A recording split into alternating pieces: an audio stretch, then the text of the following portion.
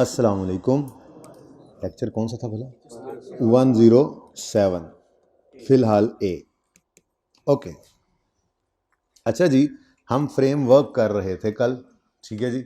और फ्रेमवर्क के अंदर सिर्फ एक चीज़ रह गई थी और वो थी measurement of elements of financial statements. Female students की तरफ से बिल्कुल गुंजाइश नहीं है, मुझे पता है। जो 2 3 4 यहाँ पे जोड़ियाँ बैठी हैं ना बात करने वाली, फ़ौरन फ़ौरन फ़ौरन जाएंगे। मैं आपकी तरफ नहीं देख रहा बेटा, मैं सबकी तरफ देख रहा हूँ। अच्छा, तो खामोशी से बैठना, ठीक है।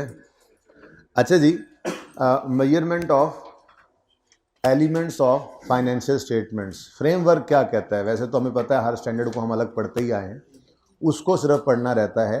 लेकिन ज़रा क्विक रिवीजन करते हैं जो कल हमने देखा। सबसे पहली चीज़ यहाँ से हमने देखी थी, पर्पस क्या क्या है, ठीक है। रीड ओनली है बट इम्पॉर्टेंट है, याद तो नहीं करना, लेकिन जब भी रिवीजन करने बैठोगे इसको पढ़ लोगे तो आपके दिमाग में एक दो बातें जो रहनी चाहिए वो रह जाएंगी, ठीक है। भाई आप इधर बैठ जाओ, इधर। भाई आप दूसरी साइड पे बैठ जाओ, एक्सक्यूज़ मी, एक इस साइड पे बैठो, दूसरा उस साइड पे बैठो, जल्दी जल्दी जल्दी आगे निकल जाओ, आगे निकल जाओ, आज कर्फ्यू लगा हुआ है। हाँ हाँ हाँ, उधर हो जाओ, ठीक है। उससे भी दूर होके बैठो, क्या ठंड लगी हुई है तुम्हें? ऐसे कोई नहीं, आज कोई इतना रश नहीं, खुले खुले बैठो, क्यों घुस के बैठते हो दूसरे? खुले खुले होके बैठो। आप तुम्हारा दिल कर रहा है इससे बात करने का, मैं उठा दूंगा, क्लास से बाहर भेज दूंगा, नियत भी नहीं करनी बोलने की आज। अच्छा जी, मैंने ये कहा जब भी रिवीजन करने, अब देखो, एक रिवीजन आप मॉक से पहले करोगे, एक रिवीजन मॉक के बाद, मौत नहीं कह रहा, मॉक कह रहा हूँ, ठीक है, मॉक के बाद करोगे, और एक फाइनल रिवीजन होती है, नॉर्मली बच्चा पेपर से पहले करता है। जब भी रिवीजन पे बैठो, एक नज़र इसको पढ़ने में कोई देर नहीं लगनी, मैंने अंडरलाइन करवाई है, सिर्फ इतनी दीजिए। असिस्ट करता है in development of new IFRS या improvement of review of existing IFRS, assist करता है प्रोमोटिंग हार्मोनाइजेशन, असिस्ट करता है नेशनल स्टैंडिंग बॉडीज़ को, असिस्ट करता है फाइनेंशियल स्टेटमेंट प्रिपेयर्स को, ऑडिटर्स को, यूज़र्स को। ये सिर्फ एक नज़र जब देख लोगे तो ये जहन में जितना बैठना है बैठ जाएगा, रट्टा लगाने की कोई ज़रूरत नहीं है, सिर्फ जब भी रिवीजन करो एक नज़र इसको देख लेना। ओके, बस ये रीड ओनली था, ये इंपॉर्टेंट पॉइंट था, ठीक है, कि IFRS नहीं है ये फ्रेमवर्क IFRS, इसीलिए उस स्टैंडर्ड में मिलता भी नहीं है, ठीक है। लेकिन अगर कोई IFRS और ये कॉन्ट्राडिक्ट कर जाए तो फिर IFRS प्रिवेल करता है, ये नहीं प्रिवेल करता, ठीक है। उसके बाद क्वालिटेटिव कैरेक्टरिस्टिक्स में हमने ये बात की थी, ऐसे टेबल बना लिया था कि 2 क्वालिटीज़ होनी चाहिए फाइनेंशियल इन्फॉर्मेशन में कि वो यूज़फुल हो, फेथफुल रिप्रेजेंटेशन हो, रेलेवेंस हो। रेलेवेंस कब आती है? जब फाइनेंशियल इन्फॉर्मेशन इन्फ्लुएंस कर ले डिसीजन को, ठीक है। और फेथफुल रिप्रेजेंटेशन कब आती है? जब ये करेक्ट हो, फ्री फ्रॉम बायस हो, और तीसरा कौन सा था? एरर। वो तो करेक्ट हो गया ना, वो तो आपने तरतीब से याद किए हुए हैं। वो फ्री फ्रॉम बायस मैंने कह दिया था। चलें, कंप्लीटनेस होनी चाहिए, पूरा हो, बायसनेस ना हो, इसको न्यूट्रल कहते हैं, और तीसरा एरर फ्री हो, ठीक है। तो क्या आ जाएगी? Faithful representation. फिर इन दोनों मेन क्वालिटीज़ को, इन दोनों, प्लीज़ इधर देखें, प्लीज़ बात नहीं करनी, इन दोनों मेन क्वालिटीज़ को एनहेंस करने के लिए हम ये क्वालिटीज़ भी देखना चाह रहे होते हैं। कंपेरेबल होनी चाहिए, वेरीफाइबल हो, टाइमलीनेस हो, अंडरस्टैंडेबिलिटी हो। इन सब के अंदर मैंने एक एक लाइन आपको अंडरलाइन भी करवा दी थी और यही काम करने वाला, ठीक है। उसके बाद फिर हमने ये एलिमेंट्स भी देख लिए थे, ठीक है। ये एलिमेंट्स यहाँ पे एज इट इज़ लिखे नहीं, IK की किताब के अंदर लिखे हुए थे, तो मैंने उन एलिमेंट्स की थोड़ी आसान सी डेफिनेशंस आपको लिखवा दी थी, ठीक है। कि एसेट क्या होता है, लायबिलिटी क्या होती है, इक्विटी, इनकम्स, एक्सपेंसेस। जब भी रिवीजन करनी है इस टेबल को पढ़ लेना है इन एलिमेंट्स के लिए, किताब की तरफ फिर जाने की इसके लिए ज़रूरत नहीं है, ठीक है। तो रिकग्निशन के अंदर ये क्राइटेरिया, इसको रीड ओनली फिर आपने कर लेना है बस। जब भी आपने RO मतलब रीड ओनली, जब भी आपने रिवीजन करनी है एक नज़र इस पर डालते जाना है, ठीक है। अच्छा, अब ये पढ़ के आए थे कॉन्सेप्ट्स, ये कॉन्सेप्ट्स तो हैं इंट्रो वाले, ठीक है। कंसिस्टेंसी ये वही वाला है, ऊपर हम देख कर आ रहे थे, कंसिस्टेंट होना चाहिए फॉर्मेट में भी और अकाउंटिंग पॉलिसीज़ की एप्लीकेशन में भी। जब सेलेक्ट कर लें तो फिर मटीरियलिटी में मकसद ये होता है, मटीरियल आइटम उसे कहते हैं कि अगर वो ना नज़र आए या गलत हो जाए तो डिसीजन को छेड़ दे, डिसीजन को हिला दे, यानी उसका ना होना या उसका गलत होना हमारे डिसीजन को इफेक्ट कर रहा हो तो वो मटीरियल है।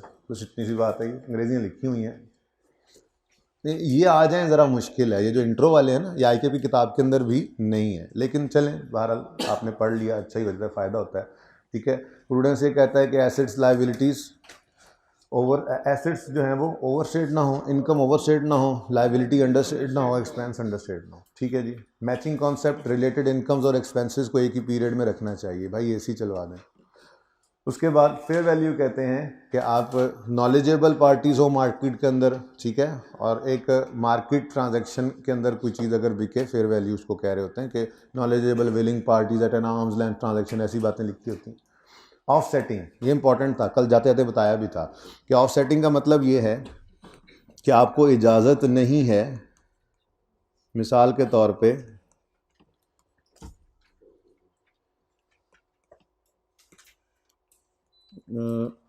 चलें ठीक है,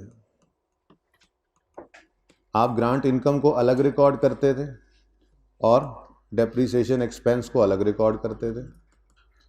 फिर बैलेंस शीट के अंदर आप नॉन करंट एसेट्स में पीपीई को अलग रिकॉर्ड करते थे और नॉन करंट लायबिलिटीज़ में डेफर्ड ग्रांट को अलग। ठीक है, ऐसे ही करंट एसेट्स भी होते हैं, उसमें कोई डेटर है अगर हमारा,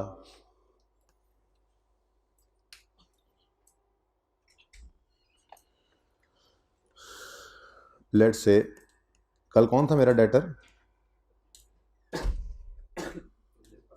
भाई, ये जो इकट्ठे इकट्ठे आ रहे हैं अलग अलग बैठे हैं, ठीक है ना, आप आगे आ जाएं, ओके, इधर आके बैठे हैं, ये सरो इधर बैठ जाए। अच्छा जी, कल मेरा डेटर कौन था? हाँ, डेटर हुज़ैफा, और एट द सेम टाइम ये मेरा क्रेडिटर भी था। अच्छा, अब ये IAS 1 ये कहता है कि अगर डेटर से मैंने 100 रुपये लेने हैं और एट द सेम टाइम वही सेम पार्टी मेरी क्रेडिटर है, उसको 80 रुपये देने भी हैं, तो ये दोनों अलग अलग नज़र आने चाहिए, ये दोनों अलग अलग नज़र आने चाहिए, ये उसूल है। बैंक जो है, बैंक वो करंट एसेट्स में नज़र आना चाहिए, और अगर बैंक ओवरड्राफ्ट है तो वो करंट लायबिलिटीज़ में नज़र आना चाहिए। नेट करके नहीं शो कर देना, एक बैंक ओवरड्राफ्ट था एक बैंक पॉजिटिव था, आप नेट करके शो कर दें, of setting, netting is not allowed. ठीक है, ऐसे ही हमने ये पढ़ा था कि अगर आपने गवर्नमेंट से ग्रांट रिसीव की है तो फिर आप एसेट को अलग रखें। अब मेन कॉन्सेप्ट तो ये कहता है एसेट को अलग रखें, ग्रांट को अलग रखें। ऐसे ही हमने पढ़ा था कि अगर मिसाल के तौर पे गेन ऑन डिस्पोजल आया है, gain on disposal let's say 10 रुपये, और फिर इस डिस्पोजल पे कोई डिस्पोजल कॉस्ट भी इनकर की हैं हमने, लेट्स से 1 रुपया, तो स्टैंडर्ड ये कहता है कि ये डिस्पोजल पर आने वाली इनकम और ये इस डिस्पोजल पर इनकर होने वाला एक्सपेंस, ये अलग अलग नज़र आने चाहिए। उसूल तो ये है, एसेट अलग, लायबिलिटीज़ अलग, इनकम्स अलग, एक्सपेंसेस अलग। बात समझ रहे हो? इनको ऑफसेट नहीं करना, नेटिंग नहीं करनी, यूज़र को पता नहीं चलता कि क्या हुआ है असल में। लेकिन फिर यहाँ पर स्टैंडर्ड ने कहा देखें जी, ये तो है जनरल रूल कि एसेट्स लायबिलिटीज़ अलग होने चाहिए, इनकम्स एक्सपेंस इवन देखो एक पार्टी से भी है तो मैंने कहा अलग रखना है। बैंक एक बैंक ही है ना, 3 अकाउंट है, एक बैंक ओवरड्राफ्ट में चला गया, एक पॉजिटिव है तो बैंक की नेट कर दो। स्टैंडर्ड कहता है नहीं, IAS 1 कहता है नहीं, अगर पॉजिटिव है तो करंट एसेट्स में नज़र आए और अगर ओडी है तो करंट लायबिलिटीज़ में नज़र आए, तो ऑफसेटिंग की इजाज़त नहीं है इनकम स्टेटमेंट में भी और बैलेंस शीट में भी। लेकिन फिर IAS 1 ने एक्सेप्शन दी। एक्सेप्शन क्या है? वो कहता है कि जी या तो स्टैंडर्ड इजाज़त दे दे। अब स्टैंडर्ड की मिसाल मैंने यहाँ पे पहले ही लिख ली है। स्टैंडर्ड ने इजाज़त दी थी कि आप डेफर्ड ग्रांट को अलग से रिकॉर्ड ना करो, बल्कि आप PPE में से ही इसको नेट कर दो, ऐसे ही करते थे, और नेट फिगर को आप फिर डेप्रीशिएट कर दो। जब डेप्रीशिएट करोगे नेट करके तो ग्रांट इनकम भी अलग नज़र नहीं आएगी, बल्कि डेप्रीसिएशन एक्सपेंस ही नेट होकर आ जाएगा, यानी कि अल्टीमेटली हमने एक रिड्यूस्ड डेप्रीसिएशन रिकॉर्ड कर ली। या एक और भी था, एक्सपेंस रिलेटेड ग्रांट पे हमने कहा था कि एक्सपेंस जैसे रिकॉर्ड हो ग्रांट को वैसे इनकम बनाओ, चाहो तो इनकम सेपरेट रखो, चाहो तो रिलेटेड एक्सपेंस से नेट कर दो।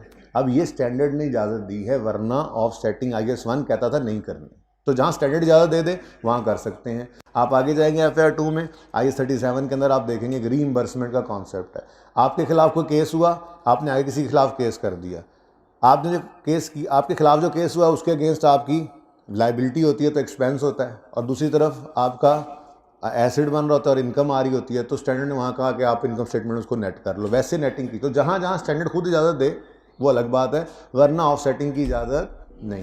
एक तो ये बात हो गई। तो स्टैंडर्ड ने कहा, IS1 ने ये कहा, ख़तरनाक बंदे इकट्ठे बैठ रहे हैं यार, भाई इधर से उठ जाओ, इधर नहीं बैठना आपने, आप इस साइड पे चले जाओ। अच्छा जी, IS1 ने कहा ऑफसेटिंग की इजाज़त नहीं है, हाँ अगर स्टैंडर्ड इजाज़त दे दे तो फिर कर सकते हैं। या इकोनॉमिक फिनोमिना जो है, मतलब ट्रांजैक्शन का कॉन्टेक्स्ट अगर देखें तो वो कॉन्टेक्स्ट ही ऐसा है कि नेटिंग हो सकती है। जैसे मिसाल के तौर पे मैंने यहाँ पर वो एग्जांपल भी लिख दी कि आपने एक एसेट बेचा है, उस एसेट के बेचने पे आपको आया है गेन, लेकिन उस एसेट को बेचने पे डिस्पोजल कॉस्ट भी इनकर की थी। अकमल ब्रदर वाला सवाल क्लास में किया था और एक IK के क्वेश्चन बैंक का क्वेश्चन मैंने होमवर्क में दिया था, नाम मुझे उसका ज़हन में नहीं है, जिसके अंदर डिस्पोजल कॉस्ट आ रही थी। मैंने एक उसूल लिखवाया था, जाके ओपन करोगे किताब तो वो मिलेगा आपको, कि अगर सवाल में डिस्पोजल कॉस्ट नज़र आ जाए तो उसे सेल प्रोसीड में से नेट करो। अब दोनों ऑप्शन दिखाए थे पहले दिन कि वैसे गेन 10 का आ रहा है और डिस्पोजल कॉस्ट 1 रुपया है, लेकिन अगर आप सेल प्रोसीड को कैश में से नेट कर दोगे तो नेट में गेन 9 रुपये आ जाएगा। ठीक है, तो स्टैंडर्ड ने कहा ऐसी चीज़ की भी इजाज़त आपको है कि आप डिस्पोजल कॉस्ट अलग से दिखाने की बजाय उसको, पहले वाला नेटिंग तो मैंने ना रेड वाला स्टैंडर्ड की वजह से किया ना, ये ग्रीन कर देते हैं, ये मैं अभी पढ़ा देता हूँ। ठीक है, डिस्पोजल कॉस्ट अलग से रिकॉर्ड ना करो, बल्कि इसको गेन में से नेट करके नेट गेन शो कर दो। हालांकि वैसे जनरल रूल क्या है, ऑफसेटिंग की इजाज़त नहीं है। तो 2 सूरतें सिर्फ हैं जिसमें ऑफसेटिंग हो सकती है। पहली सूरत, पहले देखो, IS1 state that asset liabilities should not be offset, incomes expenses should not be offset, ये तो हो गया जनरल रूल। लेकिन फिर कहता है एक्सेप्शन क्या है, ऑफसेटिंग इज रिक्वायर्ड, या तो स्टैंडर्ड कह रहा है करो या इजाज़त दे रहा है, रिक्वायर्ड और परमिटेड बाय अकाउंटिंग स्टैंडर्ड्स, और offsetting reflects the economic substance of a transaction. An example specified in IS1 is reporting of a gain or loss on disposal of non-current asset at sale value minus current value of asset and the related selling expenses. यानी कि वो कह रहा है कि gain loss को, बाकी बात को छोड़ो, ये ना उन्होंने डिस्पोजल की बात की हुई,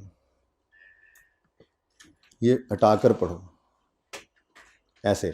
IS1 क्या कहता है जी, गेन और loss on disposal non current asset, और उसको आप माइनस कर दो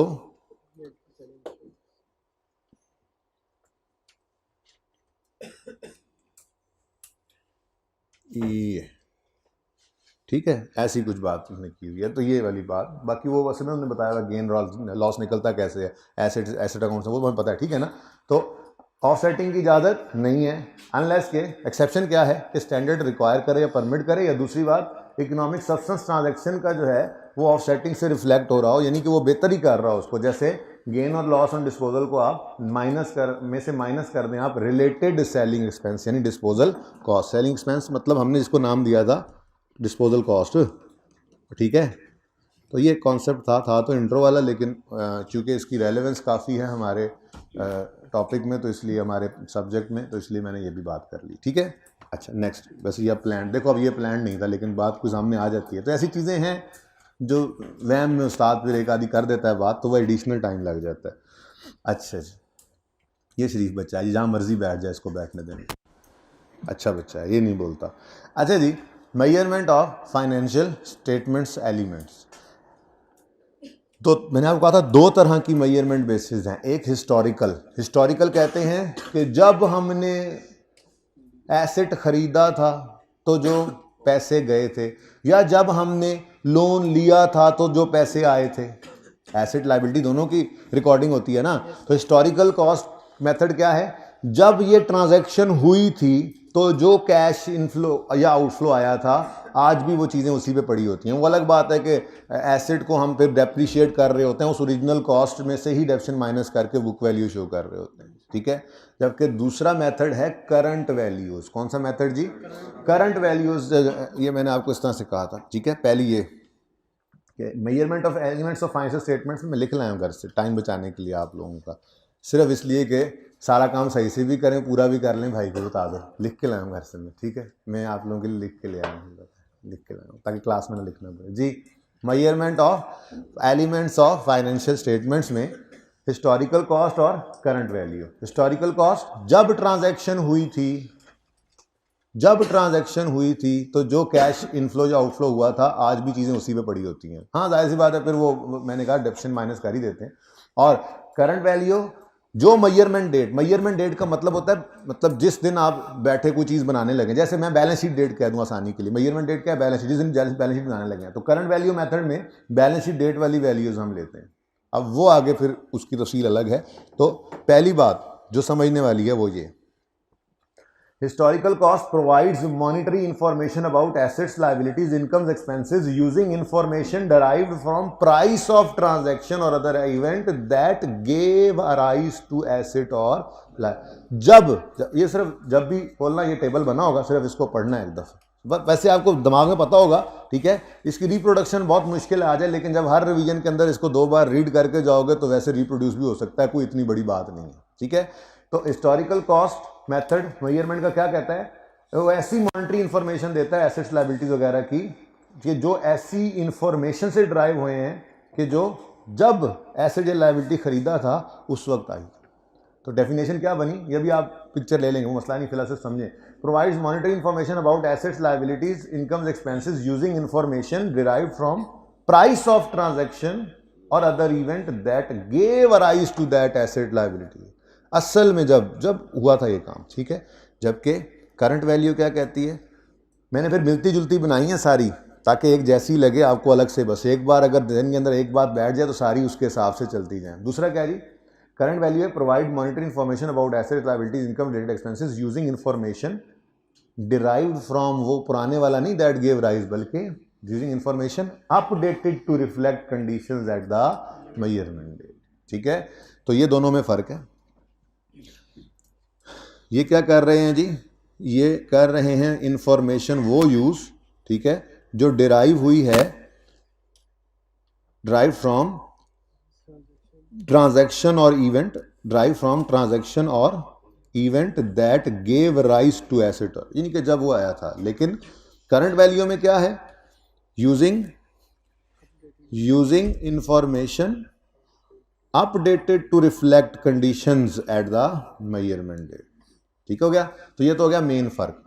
हिस्टोरिकल कॉस्ट का मेथड कैसे मेजर करता है assets, elements of financial statement तो पता है ना क्या होते हैं, elements of financial statement, asset, liability, income, expenses और इक्विटी वगैरह, ठीक है। तो historical method elements of financial statement को हिस्टोरिकल कॉस्ट पे रखता है। हिस्टोरिकल कॉस्ट क्या है, सिर्फ एक दफ़ा पढ़ के पता हो कि ये वो कॉस्ट है, ये वो चीज़ है जिस पे जब एसेट लायबिलिटी आया था तो वो जिस पे पड़ा था वो आज भी उसी पे ही है। जबकि करंट वैल्यूज़ क्या करती हैं कि वो बैलेंस शीट डेट पे, मेजरमेंट डेट पे उसको अपडेट कर लेती हैं। अब ये करंट वैल्यू पर लाने के आगे फिर 3 तरह के मेथड्स हैं, या आप फेयर वैल्यू निकाल लो, या वैल्यू इन यूज़ निकाल लो, या फिर रिप्लेसमेंट कॉस्ट या करंट कॉस्ट निकाल लो। तो आइए 16 ने जब ये वाला मेथड यूज़ करना चाहा करंट वैल्यू, तो उसने कहा फेयर वैल्यू निकाल लो। आगे जाके आप पढ़ेंगे IAS 41 में भैंसों गायों को वो fair value less cost to sell कह रहा होता है। तो हर स्टैंडर्ड ने फिर यहाँ से अपना हिसाब देखना होता है। बहरहाल तो हिस्टोरिकल कॉस्ट पुराने वाली और फेयर वैल्यू आज की वैल्यू। आज की वैल्यू निकालने के 3 तरीके हैं फिर, या तो उसको फेयर वैल्यू पे ले जाओ या उसको वैल्यू इन यूज़ की निकाल लो। वैल्यू, अब ये दोनों चीज़ें हम IAS 36 में निकालते थे। फेयर वैल्यू होती थी आज जाके बेचें तो, और वैल्यू इन यूज़ अगर इस एसेट को इस्तेमाल करें फ्यूचर में तो उसके भी आज के, तो हम ये नहीं कहते थे कितने का खरीदा, हम ये कहते थे कितना फायदा इससे आना है चला के रिकवरेबल अमाउंट में, ठीक है। और तीसरी चीज़ है, जेब में रख लो इसको, तीसरी चीज़ है करंट कॉस्ट, जिसके 2 नाम और भी हैं। करंट कॉस्ट का मतलब ये है, ठीक है, कि आपकी अगर एंटिटी आज ये एसेट कहीं और से खरीदना चाहे, बेच नहीं रही ना खरीद रही है, लेकिन इस जैसा एसेट, इस नस्ल का एसेट आपने 2 साल पहले खरीदा था ना, ठीक है, तो यही वाला एसेट आज नया कितने का मिल रहा है, ये करंट कॉस्ट होती है। तो बारीक सा फर्क है, ठीक है। तो ये मैं पढ़ाता हूँ, आपको समझ आएगा इंशाल्लाह। तो पहली बात ये, measurement of elements of financial statements में 2 मेथड्स हैं मेनली, हिस्टोरिकल और करंट। हिस्टोरिकल का समझ आ गया, जब एसेट आया था या जब लायबिलिटी इनकर हुई थी तो जितने पे हुई थी वो उसी पे ही पड़ी है, ठीक है। लेकिन करंट वैल्यू क्या करती है, करंट वैल्यू इन आइटम्स को उस वैल्यू पर ले आती है जो अपडेटेड होती है बैलेंस शीट डेट पे। अब वो अपडेशन कैसे करनी है वो आगे आपकी मर्जी है, आप फेयर वैल्यू पर लाना चाहो तो फेयर वैल्यू क्या है, it is the price that would be received to sell. हाँ, it is the price that would be received to sell the asset और paid to settle the liability. अच्छा, paid to settle the liability साथ पढ़ लेना, लेकिन मैं जरा पहले ये याद करवाना चाह रहा हूँ कि फ़र्क क्या है। तो मैं सिर्फ एसेट की बात करता हूँ, एसेट ज़रा समझना आसान होता है।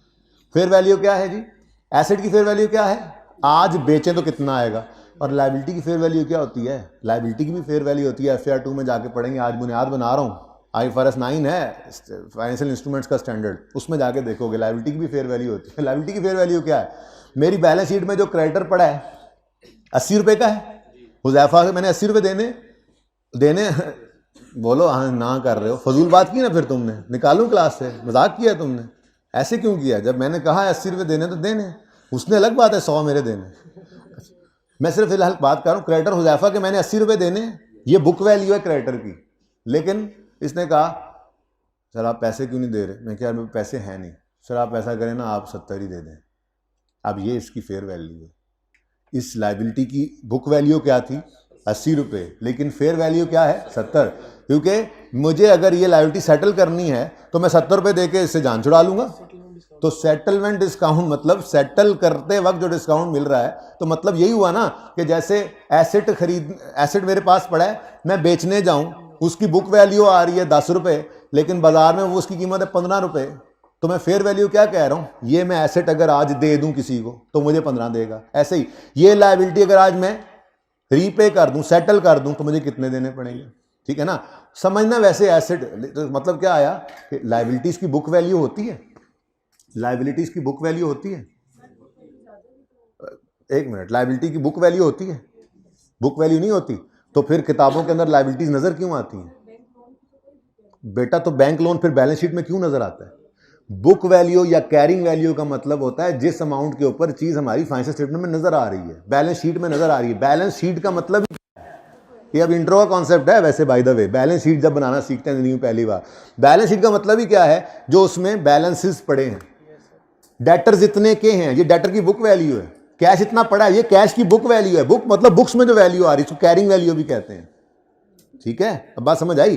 तो ऐसे ही लायबिलिटी की ये बुक वैल्यू है, और 80 वाले को मैंने 90 कभी नहीं देना, मैं पागल थोड़ा ही हूँ, इसलिए वो ज़्यादा नहीं होती नॉर्मली लायबिलिटी को सेटल करने की। लेकिन FAR 2 के अंदर, बहरहाल IFRS 9 के अंदर आप पढ़ेंगे जब फाइनेंशियल इंस्ट्रूमेंट्स में ना लायबिलिटी डेट इंस्ट्रूमेंट्स की ट्रेडिंग वगैरह जहाँ पे देखते हैं, वहाँ पे फिर ये फेयर वैल्यू भी उसकी देखते हैं, वो वहीं पे जाके पढ़ना। फिलहाल जितना कह रहा हूँ उतना रख लो ज़हन में कि लायबिलिटी की फेयर वैल्यू होती है। मैंने अभी सिर्फ फिलहाल डाउनवर्ड ही करवाया आपको इसको, ठीक है ना, कि डिस्काउंट मिल रहा है, मुझे फ़ायदा हो रहा है। तो बुक वैल्यू हर चीज़ की होती है, एसेट की भी और लायबिलिटी की भी, ठीक है। एसेट की बुक वैल्यू मैंने कहा 100 रुपये, मैं बाजार में बेचने गया, मुझे अगलों ने कहा आपको जी इसके 150 मिलेंगे, तो ये इसकी क्या है, मैं आज एसेट दे दूं 150 मिलेगा, फेयर वैल्यू।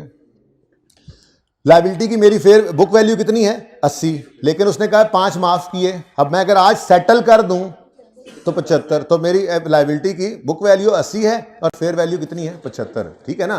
तो ये फेयर वैल्यू की डेफिनेशन के अंदर लिखा हुआ है, fair value is the price that would be received to sell the asset और paid to settle the liability, ठीक है। अगली बात, in an orderly transaction, transaction ठीक है, उसमें किसी का कोई इन्फ्लुएंस ना हो, ठीक है ना, आम ट्रांजैक्शन नहीं कहते, इन an orderly transaction between market participants, market value है एक तरह की, ये किसी से इन्फ्लुएंस नहीं है, कोई फोर्स सेल वैल्यू नहीं है, मैं भी मार्केट में जाके अपना एसेट बेच रहा हूँ और वो भाई साहब भी मार्केट में आए हुए हैं अपना जो है वो एसेट अपने लिए खरीदने, तो मार्केट फोर्सेस वहां मौजूद हैं, ये नहीं खरीदेगा कोई और खरीदेगा, डिमांड सप्लाई सारा कुछ, प्राइस मार्केट डिटरमिन कर रही है। तो मार्केट पार्टिसिपेंट्स ऑर्डरली ट्रांजैक्शन के अंदर जो चीज़ एसेट बेचने की पे कर रहे हैं, मतलब मैं एसेट बेचने की जो चीज़ रिसीव करने लगा हूं या जो लायबिलिटी पे करने के लिए जो कैश में देने को तैयार हूं, वो उसकी क्या है फेयर वैल्यू, ठीक है जी बेटा, कह सकता है। अच्छा, तो वो एक्सपेंस होगा, बहरहाल उसकी बुक वैल्यू बढ़ा लेना, लेकिन मैंने ये कहा कि मतलब समझ आ रहा है ना कि बुक वैल्यू और फेयर वैल्यू अलग होती है। तो बुक वैल्यू क्या थी हिस्टोरिकल कॉस्ट के अंडर, और फेयर वैल्यू क्या है, अब वो बढ़ाओ या कम करो, मुझे उससे ना कोई सरोकार है ना ये टेस्ट होना है, ये जाके काम आना है FAR 2 में, यहाँ पे इतना काम आना है कि बुक वैल्यू क्या होती है, हिस्टोरिकल कॉस्ट क्या होती है और फेयर वैल्यू क्या होती है। सिर्फ कॉन्टेक्स्ट इसमें MCQs के कॉन्टेक्स्ट में ये बात कर रहा हूँ और कुछ भी नहीं है इससे ज़्यादा। लेकिन चलो मैंने कहा बात हो रही है तो ज़रा लॉजिकली क्लियर भी हो जाए, ठीक है। तो अब करंट वैल्यू को साइड पे करता हूँ, करंट वैल्यू की बजाय हम ये पढ़ लेते हैं ना, हिस्टोरिकल कॉस्ट जितने का एसेट खरीदा था, ये जितने की लायबिलिटी इनकर की थी, और फेयर वैल्यू जितने का ये बिक जाएगा या जितने में ये लायबिलिटी सेटल होगी। Value in use, present value of net future cash flow that entity expect to receive from use and ultimate disposal of asset. याद है वैल्यू इन यूज में यही लेते थे ना, ठीक है। लायबिलिटी की भी वैल्यू इन यूज निकल सकती है, वो बस सिर्फ इतनी हद तक देख लो कि लिखा हुआ है, ठीक है। पता लग गया वैल्यू इन यूज क्या होता है, एसेट की कॉन्टेक्स्ट में पता है ना, इससे ज्यादा कुछ पता रखने की जरूरत भी नहीं है, क्योंकि वो मैक्सिमम क्या होता है, कोई MCQ दे दे उसके अंदर लिख दे। तो क्या होती है वैल्यू इन यूज, पहले से पढ़ा हुआ है, ये present value of future net cash flows from use भी था और फ्रॉम अल्टीमेट डिस्पोजल भी। याद है आखिरी साल के अंदर डिस्पोजल की भी हम कॉस्ट को वैल्यू इन यूज में डालते थे, यही है वैल्यू इन यूज की डेफिनेशन, और क्या है। और लायबिलिटी की लिख दी है मैंने, लायबिलिटी की वैल्यू यूज क्या है, is the present value of cash that an entity needs to fulfil the liability. बस ठीक है, उसको याद करने की जरूरत नहीं, बस होती लायबिलिटी, क्योंकि बैलेंस शीट में पड़ी हर चीज की बुक वैल्यू है और फिर मैंने कहा हर चीज की फेयर वैल्यू भी, ठीक है। जबकि रिप्लेसमेंट कॉस्ट क्या होती है, अब एक ये था, एक ये है कि बल्कि एक MCQ है, मैं वो करवाऊंगा तो इंशाल्लाह ये रिवाइज हो जाएगा, मैं भी देखता हूं जाके। बहरहाल पहले ज़बानी सुन लो। मेरे पास जो एसेट पड़ा था उसकी कीमत है 100 रुपया, अगर मैं आज बेचने जाऊं तो वो कितने का है, 150 का, ठीक है ना। ये तो फेयर वैल्यू हो गई। लेकिन एक होती है करंट कॉस्ट, जिसको रिप्लेसमेंट कॉस्ट भी कहते हैं। मैं बेचने गया नहीं होता एसेट, फेयर वैल्यू हमारे पास ही पड़ा होता है एसेट, ठीक है ना। ऐसे ही मैं बेचने का कोई इरादा नहीं रखता, बल्कि मैं अब ये ना डिफरेंट मॉडल्स हैं, किसी एक को चूज कर लेता है बंदा बैलेंस शीट डेट पर। अगर करंट वैल्यू पे लाना है तो वो कोई एक काम कर ले, तो कोई फेयर वैल्यू ले लेता है, कोई कहता है नहीं मैं तो रिप्लेसमेंट कॉस्ट लूंगा। अब रिप्लेसमेंट कॉस्ट क्या, देखो एसेट बेचते हुए जो फेयर वैल्यू लगती है, क्या उसमें आप कॉस्ट ऑफ डिस्पोजल वगैरह या डायरेक्ट कॉस्ट को ऐड करते हो, ट्रांजैक्शन कॉस्ट को ऐड करते हो? बोलो, आपने IAS 16 पढ़ा ना, रीवैल्यूड अमाउंट आती थी। मुझे ये बताओ, सवाल में लिखा हो जी इसकी रीवैल्यूड अमाउंट जो है वो 150 रुपया है, और जब हम इसको बेचेंगे तो इसके बेचने के ऊपर लेट्स से हमें को कमीशन देना पड़ेगा, क्या उसमें ऐड कर देते थे? नहीं ना करते थे। अच्छा, ये है बेचने की बारी। लेकिन अभी आप वो अज्यूम करो कि हम एसेट खरीदने जाते थे IAS 16 में, हम कहते थे कि जी एसेट खरीदने जाना है, 150 रुपये इसकी फेयर वैल्यू है, लेकिन जब हम खरीदेंगे तो हमें वो कमीशन देना पड़ेगा उस एजेंट को, ठीक है, टेस्ट करना पड़ेगा वगैरह वगैरह, यानी कि वो जो ट्रांजैक्शन कॉस्ट है को टैक्स पे करना पड़ेगा, जो नॉन रिफंडेबल है वो सबको क्या करते थे। ये बस दोनों में फर्क है। फेयर वैल्यू एग्जिट वैल्यू होती है, यानी अगर आप यहां खड़े हुए आज एसेट बेच दें कितने का बिकेगा, लेकिन अगर आप नया एसेट खरीद के लाएं तो उसको कितने पर रिकॉर्ड करेंगे। दोनों में फर्क है ना, बारीक सा फर्क है, बस यही है, ठीक है। यहां पे लिख दिया मैंने आपके लिए वैसे कि replacement cost is the cost of an equivalent asset. मैं ये नहीं बेचने जा रहा, फेयर वैल्यू क्या थी, मैं ये बेचने गया बाजार में, उन्होंने बताया 150 का है जी, आपके 100 रुपये का एसेट बुक वैल्यू में 150 का है, ठीक है। मैंने कहा मैं वैल्यू इन यूज निकालता हूं, मैं अगर इसे इस्तेमाल करके इससे कैश फ्लोस कमाऊं तो यार ये 110 रुपये शायद आ जाए, शायद 90 आ जाए, शायद 100 ही आ जाए, बात है, ठीक है। वैल्यू इन यूज में फेयर वैल्यू और ये रिकवरेबल अमाउंट में फेयर वैल्यू और वैल्यू इन यूज में फर्क हो सकता था ना। तो ये आज बेच दूं जी, ये 100 रुपये 150 रुपये का, अच्छा मैं यूज करूंगा 120 रुपये का फायदा आ जाएगा फ्यूचर में, मैंने ये नहीं बेचना। सरदान को फोन किया, आपके पास इस जैसा एक एसेट है, वो कितने का है? मैंने कहा जी वो है 140 रुपये का, लेकिन दुबई से मंगवाना पड़ेगा, 10 रुपये खर्चा आ जाएगा, तो समझो 150 का, अब 20 रुपये का खर्चा आ जाएगा, समझो 160 का पड़ गया। मैं कहूँगा हाँ, मैंने ख़रीदा था 100 रुपये का, मिसाल दे रहा हूँ, ठीक है, मैं इसको फेयर वैल्यू 150 पे भी रख सकता हूँ, रिवैल्यूएशन मॉडल अगर है तो, है। मैं कहता हूँ नहीं, मैं इसको रिप्लेसमेंट कॉस्ट पे रखूँगा। तो मैंने सर को फ़ोन करके पूछा कितने का आ जाएगा इस जैसा पेन? इस जैसा पेन आजकल बाज़ार में 140 का मिल रहा है, लेकिन 20 रुपये दुबई से आने में भी लग जाते हैं, तो 160 रुपये आज के दिन ऐसा पेन 160 में पड़ेगा।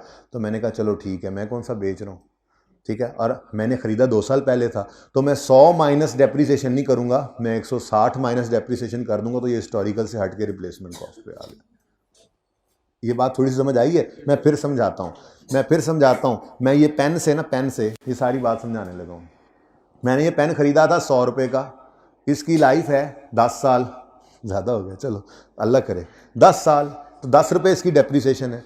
मैंने 2 साल पहले ये ज़बानी चल रहा है काम, मैंने 2 साल पहले ये 100 रुपये का ख़रीदा था और 2 साल इसको गुजर गए हैं। अगर मैं हिस्टोरिकल कॉस्ट पे हूँ, 10 रुपये डेप्रीसिएशन आनी है, तो मेरे पास हिस्टोरिकल कॉस्ट में 100 माइनस 20 80 पे नज़र आएगा। ठीक हो गया? उसके बाद मैंने कहा नहीं, हिस्टोरिकल कॉस्ट सही नहीं है, हम ज़रा करंट वैल्यूज़ की तरफ आते हैं। तो फिर ऑप्शन स्टैंडर्ड फ्रेमवर्क ने कहा चाहो तो फेयर वैल्यू पर रख लो। मैंने बाहर खड़े होकर आवाज़ लगाई, ये पेन बेचना है, पेन बेचना है, पेन बेचना है। सरदार ने कहा 120 का मुझे दे दो। ये क्या है? Fair value. मैंने कहा नहीं जी, मैंने नहीं बेचना, मैं इस्तेमाल करके इससे इतने कैश फ्लोस कमाऊंगा, उसकी प्रेजेंट वैल्यू निकाल ली, वो क्या है? Value in use. अब सबसे टेक्निकल ये है, ये और फेयर वैल्यू ना सब कंफ्यूज होते हैं, इसलिए मैं इस तरह समझा रहा हूं। तो क्या बोला मैंने? 100 रुपए का है, हिस्टोरिकल कॉस्ट में 20 रुपए डेबिट होकर 80 रह गया, 80 रह गया, बोलो ठीक है। और अगर फेयर वैल्यू लगवाता हूं तो सरदार ने कितने पैसे लगाए हैं? 120। ठीक है, मैंने कहा सर मैंने बेचना पूछना कोई नहीं है, मुझे ये बताएं, ये तो मेरे पास मेरा ज़बरदस्त मेरा प्यारा एसेट है, इस जैसा एसेट अगर आज मैं ख़रीदूं तो कितने का मिलेगा? सर ने कहा यार वो 140 का मिलेगा और 20 रुपये उस पर आते हुए खर्चा लगेगा, तो 160 रुपये का तुम्हें इस जैसा पेन आज मिलेगा। तो मैंने कहा ठीक है, इस जैसा मिलेगा ना, ये तो वो नहीं है ना, तो अगर ये आज ख़रीदता तो 160 का होता समझो। ठीक है, तो मैं कहूँगा जी ये इसकी आज की वैल्यू है 160, लेकिन मैं इसको 2 साल इस्तेमाल भी कर चुका हूँ, तो मैं 160 डिवाइडेड बाय 10 करूँगा, 16 16 32, तो 160 माइनस 32 कोई 128 रुपये की करंट वैल्यू पे ये मेरे पास नज़र आएगा। मेरी एग्जांपल बन ही गई है मेरे ख्याल से। कॉस्ट ऑफ पेन क्या है जी? 1 जनवरी 2020 में मैंने ख़रीदा था 100 रुपये, लाइफ है इसकी 10 साल। बस मैं 2 ही आपको बताऊंगा, ठीक है। अच्छा फेयर वैल्यू भी बता दो इसकी। फेयर वैल्यू 120, ये सरदनान ने जो लगाई है, ठीक है जी। और सरदनान बायर इस वक्त बने और मैं सेलर बन रहा हूँ, ठीक है। और तीसरी क्या है जी? रिप्लेसमेंट कॉस्ट, जिसको करंट वैल्यू भी कहते हैं। मैं रिप्लेसमेंट कॉस्ट लिखता हूँ, ज़रा डिफरेंट सा लफ्ज़ हो ना, ज़रा याद रह जाता है, ठीक है। ये पता कराया तो टोटल कितना बना? 160। ये 160 कैसे बना ये आपको पता है? 140 जमा 20, ठीक है ना। अच्छा जी, डाटा बन गया, हमारी एग्जांपल बन गई जी। अब मैं वैल्यू एंड यूज को बीच में नहीं रख रहा, वो बहुत कॉम्प्लेक्स कर देगा, मतलब कैलकुलेशन को। मतलब आप कहोगे अच्छा जी अब इस पेन के फ्यूचर कैश फ्लोज बताओ, फिर डिस्काउंट रेट बताओ, वो वैल्यू एंड यूज आपको निकालनी आती है, ठीक है ना। ज़्यादा कन्फ्यूजन असल में होता किस में है? ज़्यादा कन्फ्यूजन होता है पहली बात फेयर वैल्यू और करंट कॉस्ट में, और फिर उससे अगला कन्फ्यूजन होता है कि अच्छा फेयर वैल्यू नहीं ली मैंने, करंट कॉस्ट ली, तो हिस्टोरिकल और इसका क्या फ़र्क है। तो ये 3 चीज़ें मैं निकाल रहा हूँ इस सवाल में से। अगर हिस्टोरिकल कॉस्ट है तो थोड़ी सी जगह बनाएंगे पहले। अगर हिस्टोरिकल, अब ये भी प्लान नहीं था, सही बता रहा हूँ, अगर हिस्टोरिकल कॉस्ट है, ठीक है, तो मेरे पास एसिड नज़र आएगा, कॉस्ट ओरिजिनल वाली 100 रुपये लेस एक्यूमुलेटेड डेप्रीसिएशन, और ये एक्यूमुलेटेड डेप्रीसिएशन निकलेगी 100 डिवाइडेड बाय 10, और 2 साल पहले ख़रीदा था ना, कितना? गल वध गई जे मुख्तियार हो। अच्छा कितनी ये book value, carrying value, book value 80। इसकी फेयर वैल्यू कितनी है? वो तो मसला ही कोई नहीं है, फेयर वैल्यू तो सिंपल। सरदार ने कहा था यार मुझे 120 का दे दो, मैंने कहा सर मैं वैसी कीमत लगवा रहा था, ऐसा कोई ज़हन नहीं है मेरा, तो बुक वैल्यू कितनी आएगी? 120। कोई ज़रूरत नहीं है, यही वो याद करो, ईयर एंड पे रीवैल्यू करते थे, तो बुक यही रीवैल्यूड अमाउंट बैलेंस शीट में जाती थी ना, तो यही बुक वैल्यू हो गई। ओके, और तीसरा और आखिरी जिसके लिए सारी कहानी मैंने बनाई और फिर वो कहानी सवाल में बदल गई, वो है करंट वैल्यू या करंट कॉस्ट, रिप्लेसमेंट कॉस्ट। चलो जी, रिप्लेसमेंट कॉस्ट मतलब वो दूसरे नाम आप फिर ज़हन में रख लेना ना, ठीक है। अब इसमें ना जी मैं हिस्टोरिकल कॉस्ट नहीं लूँगा, बल्कि मैंने सरदनान से क्या पूछा था, आजकल कितने का आ रहा है पेन? यार 140 का। पहुंच नहीं नहीं पहुंचते हुए ना 20 रुपये वो बंदा आता है ना, उसको वो देने पड़ते हैं, उसके टिकट में पैसा डालना पड़ता है। वो अगर हमारे लिए पेन लाए तो एक पेन के 20 रुपये ऊपर लग जाते हैं। तो मैंने कहा इसका मतलब अगर आज मैं इस जैसा इक्वलेंट पेन खरीदना चाहूँ, इस जैसा, इस नस्ल का इक्वलेंट, इस कैपेसिटी का, हर चीज़, इस कंडीशन की बात तो अभी करूँगा ना। अभी तो कह रहा हूँ अगर आज इस जैसा नया खरीदना चाहूँ तो कितने का मिलेगा, लेकिन 160 इस जैसा नया है, मैं इसको 2 साल इस्तेमाल कर चुका हूँ, तो मैं इसको फिर अब डेप्रिशिएट करूँगा, लेकिन मैं करूँगा 160/10 × 2, कितना, 32। ये मैं कह रहा था, असल में ज़बानी 132 हो गया ना, वरना राउंड फिगर होती तो शायद ये ना करना पड़ता जी। तो बुक वैल्यू कितनी आ गई, ये जी 128 जो बुक वैल्यू है, ये हमारी करंट वैल्यूज़ के हिसाब से, जिसमें मैंने रिप्लेसमेंट कॉस्ट को यूज़ किया। बीच में एक वैल्यू यूज़ में खा गया हूँ अब, क्योंकि वो ज़रा इस एग्जांपल में नहीं बन सकता, फिर वही काम शुरू हो जाएगा। मुश्किल नहीं है, मैं कहूँगा जी अगले 8 साल इसने चलना है, हर साल इतने इतने कैश फ्लोज देने हैं, फिर वैल्यू यूज़ भी निकल आएगी, मसला कोई नहीं है, लेकिन उस तरफ मैं जा नहीं रहा। ठीक है, अब बात समझ आ गई है। अब मेरे ख्याल में ये चीज़ मसला कभी नहीं करेगी आपको, ये चाहे MCQ में दे, चाहे ज़बानी मतलब डेफिनेशन की हद तक MCQ में दे, चाहे कैलकुलेशन की हद तक MCQ में दे, मसला नहीं होना चाहिए।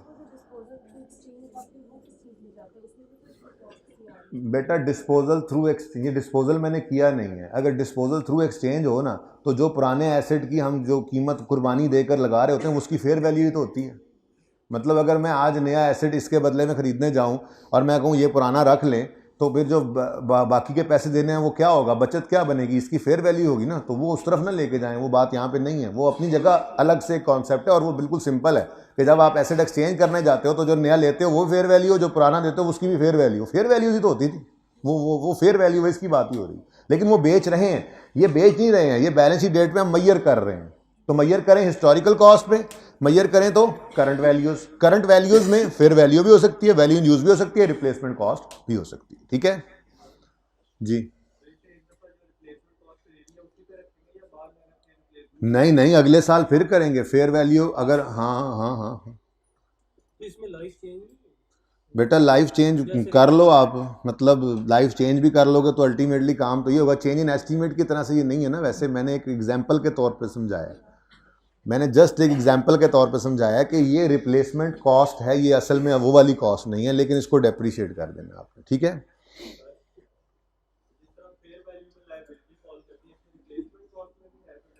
जी, इसमें भी होगी बिल्कुल। अगर आज मेरे पास एक बैंक का लोन पड़ा है 2 साल पहले जो लिया था, अगर आज वही बैंक लोन लेने जाऊं तो वो मुझे कितने का पड़ रहा है। जाहिर है वैल्यूज़ बदल रही हैं ना, हमारे पैसे की वैल्यू बदल रही है। लेकिन जो बात सिंपल है बेटा उसको सिंपल ही रखें। ये मैंने सिर्फ इतनी सी बात भी इसलिए कर दी है ताकि आपको डेफिनेशन समझने में आसानी हो जाए। बाकी इस लेवल तक भी जाए बहुत ही मुश्किल है, अभी तक तो कभी नहीं गया। लेकिन डेफिनेशन याद रट्टा ना लगानी पड़े, सिर्फ इसलिए मैंने ये 2-3 एग्जांपल्स दे दी हैं। बाकी आप इंशाल्लाह FAR 2 में जाके ना IFRS 9 पढ़ेंगे, उसके अंदर आप फिर इस एसेट को इन्वेस्टमेंट इन शेयर्स होगा, इन्वेस्टमेंट इन डिबेंचर्स यानी लोन नोट्स होगा इनके अंदर, तो वो एसेट और लायबिलिटी दोनों एंड से आप देखोगे। फाइनेंशियल इंस्ट्रूमेंट्स का टॉपिक है पूरा, ये वहीं जाकर देखना, ऐसी बारीकियां वहीं पे होंगी, यहाँ पे नहीं हो सकती। यहाँ मैंने सारी बात सिर्फ इसलिए की है कि आपको डेफिनेशन समझने में आसानी हो जाए। सिर्फ डेफिनेशन समझाने की हद तक इसको देखें कि ये बात बता रही है आपको रिप्लेसमेंट कॉस्ट और हिस्टोरिकल कॉस्ट में क्या फ़र्क है, रिप्लेसमेंट कॉस्ट और फेयर वैल्यू में क्या फ़र्क है, समझ आ रही है। इससे ज़्यादा इसमें और कुछ सोचने की ना ज़रूरत है, ना मेरी तरफ से आपको इजाज़त है फ़िलहाल। ठीक है, वरना खामखा बहकोगे। सिर्फ ये मैं कह रहा हूँ, मैं प्लान में भी नहीं था। अगर कोई काम की चीज़ तो मैं प्लान करके आता ना घर से। ये तो सिर्फ आपको डेफिनेशन समझाने के लिए मैंने बताया। ठीक है, तो आपको समझ आ रही है हिस्टोरिकल कॉस्ट क्या होती है, आपको समझ आ रही है कि फेयर वैल्यू क्या होती है, आपको समझ आ रही है रिप्लेसमेंट कॉस्ट क्या होती है, समझ आ रही है रिप्लेसमेंट कॉस्ट हिस्टोरिकल से कैसे फ़र्क है, समझ आ रही है हिस्टोरिकल कॉस्ट फेयर वैल्यू से कैसे फ़र्क है। वैल्यू यूज तो वैसे ही वकरा है ना सारे, तो टेंशन ही कोई नहीं। ठीक है, तो सिर्फ ये समझाना था आपको, जो समझ आ गया आपको। इससे ज़्यादा ना सोचिए बेटा, ना ज़रूरत है, और ना ही कोई मेरे ख्याल में फ़ायदा होगा, उल्टा नुकसान होगा। तो साथ जितना कह देते हैं उतना मान लेते होते हैं। ठीक है ना, मसला नहीं है, मसला तो 8-9 दिन का टॉपिक है, आगे IFRS 9 पढ़ना, जाके यशी करना करो वहाँ पे। क्लियर है ये बात? ठीक है, ये वैसे मैंने एग्जांपल आज से पहले कभी करवाई नहीं थी, लेकिन बस करवा दी क्योंकि ज़रूरत नहीं है। ज़रूरत होती तो आज से पहले भी कभी करवाई जाती, नहीं ज़रूरत होती। लेकिन सिर्फ मैंने कहा था डेफिनेशन बच्चों की ना शक्लें बनी, रिप्लेसमेंट मैंने ज़बानी बोला था, मैं ज़बानी बोल देता था ऐसे ही, जैसे मैंने ये 128 ज़बानी निकाला था ना, मैं निकाल देता था। लेकिन बच्चों की शक्लें बनी, मैंने कहा चलो यार कैलकुलेट कर देते हैं, तो इस वजह से सवाल करवाया। ओके, तो बस समझ आना चाहिए हिस्टोरिकल कॉस्ट क्या है, फेयर वैल्यू क्या है, वैल्यू इन यूज क्या है, रिप्लेसमेंट कॉस्ट क्या है, फर्क क्या है, ये समझ आ रहा है? इस डाटा को देख के समझ आ रहा है ना? बस आगे ये रिमेनिंग लाइफ लेंगे नहीं लेंगे, ये 8 लेंगे 10 लेंगे, ये वो छोड़ दो, उसको छोड़ दो, उसकी जरूरत नहीं है यहाँ पे सोचने की। Okay clear? वो जहां जहां जो जो टॉपिक्स में जरूरत है वहां उनका पढ़ाया हुआ है, रिवैल्यूएशन ऑफ फिक्स एसेट बताया हुआ है, जब फेयर वैल्यू लो सब्सिक्वेंट ईयर्स में उसको बदल लो। इंपेयरमेंट पढ़ाया हुआ है कि जब इंपेयरमेंट हो जाए तो फिर रिवाइज बुक वैल्यू को रिमेनिंग पे करो। वो जहां जहां जरूरत थी वहां वहां पढ़ा दिया हुआ है, उसको यहां से लाकर मैच करने की कतई जरूरत नहीं है। क्लियर है ये बात बच्चों? चलो अब पढ़ लो इसको एक दफा, फिर तस्वीर भी ले लेना। ये तस्वीर एक में नजर आ जाएगा सारा कुछ, नहीं नजर आएगा तो फिर मैं कुछ नहीं कर सकता। इधर देखें, historical cost provides monetary information about assets, liabilities, related income, expenses using information derived from price of transaction or other event that gave rise to asset or liability। पुरानी बात। फिर दूसरा है करंट वैल्यू।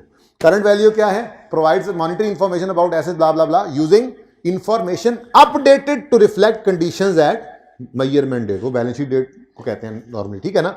इट इंक्लूड्स, इसमें ये तीनों इसी के अंदर ही है। Fair value is the price that would be received to sell the asset, ठीक है, या paid to settle the liability, उसको छोड़ो बस याद रखने की हद तक। Value in use is the present value of net future cash flows, और replacement cost is the cost of an equivalent asset at the measurement date, cost of an equivalent asset at the measurement date comprising consideration to be paid plus transaction cost that would be incurred, 20 रुपए आने वाला खर्चा भी, ठीक है, और आगे liability का भी मैंने लिख दिया, जरूरत नहीं है। तो इसको ना उर्फ आम में इनको एग्जिट वैल्यूज भी कहते हैं। आप फेयर वैल्यू या वैल्यू यूज कब निकालते थे? आप सोचते थे अगर मैं ये आज एसेट बेच दूं, वैल्यू यूज निकालते हुए भी, रिकवरेबल अमाउंट निकालते हुए भी आप ये कहते थे ना, अगर आज बेच दूं तो इतने का बिकेगा, यूज किए जाऊं तो, ठीक है ना, तो वो एग्जिट वैल्यूज होती हैं। लेकिन ये एंटिटी वैल्यू, एंट्री नहीं, एंटिटी अपनी एक वैल्यू निकालती है एसेट की। ये बाजार में बिकने वाली वैल्यू फेयर वैल्यू है, लेकिन बाजार में बेचने जा रहे, मैं कह रहा हूं इस जैसा अगर मैं खरीदूं बिल्कुल नया तो वो 160 का है। ये एंटिटी ने अपनी एक वैल्यू बनाई है। ये तो हो गई ना रिप्लेसमेंट कॉस्ट, हमने फिर उसमें से 2 साल की डेप्रिसिएशन भी माइनस कर दी थी, तो वो फिर एंटिटी वैल्यू है, ठीक है। तो बहरहाल ऐसे लिखा हुआ कभी आ जाए तो उसको भी देख, 1 बाय 1 ही कर लो, मेरे ख्याल में वैसे नजर नहीं आ रहा।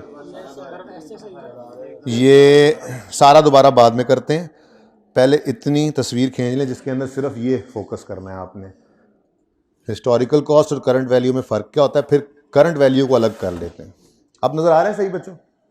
अब तो हो जाएगा ना कैच।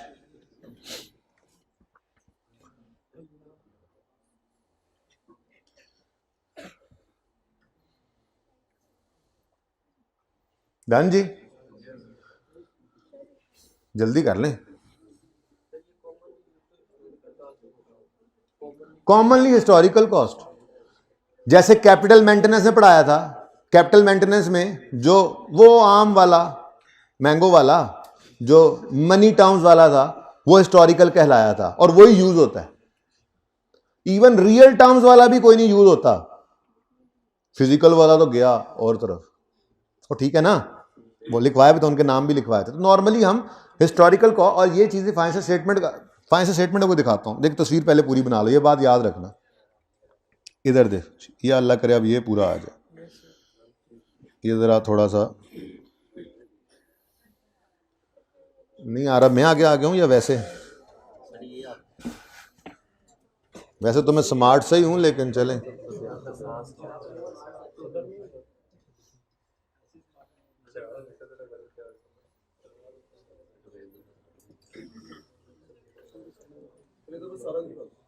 ठहर जाओ यार, कुछ बच्चों को भी मसला हो रहा है।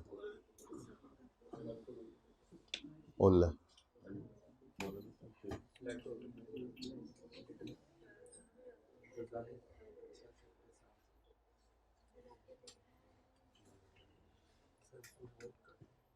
ठहर यार, कुछ बच्चों के कैमरे नहीं भी सही होते, वो कहाँ जाएंगे?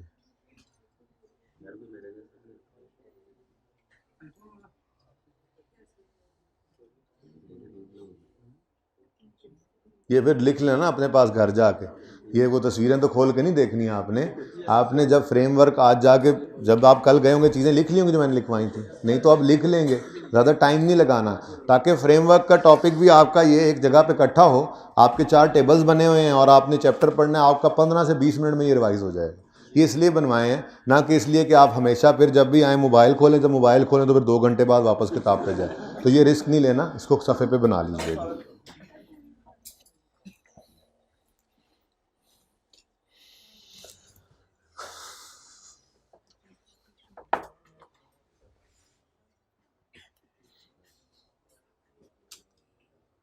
ये अब आपको लिखवाने में ना टाइम लग जाना था, तो फिर मैंने कल रात को लिख लिया ये बैठ के, ताकि आपका टाइम ना ज़ाया हो। लेकिन फिर भी 1 घंटे के करीब 40 मिनट तकरीबन हो गया, अभी तक हम एक चैप्टर से आगे नहीं गए। तो इसीलिए इन्हीं बातों से मुझे लगता है कि शायद कल भी आना पड़ जाए।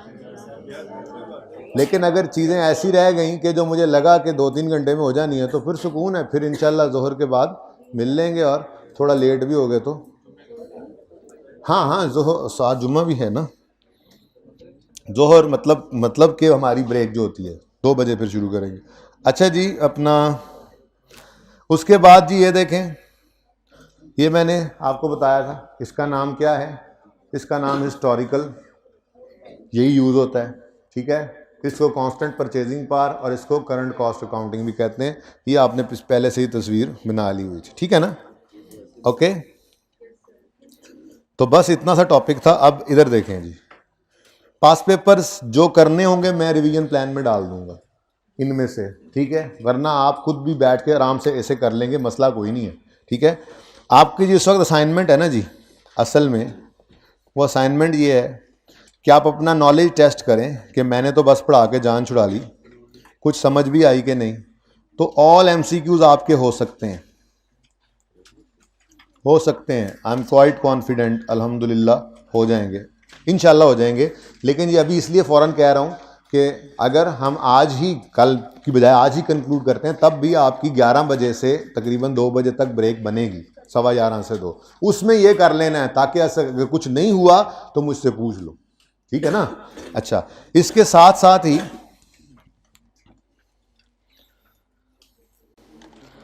आप इस सवाल को भी अटेम्प्ट करेंगे अभी,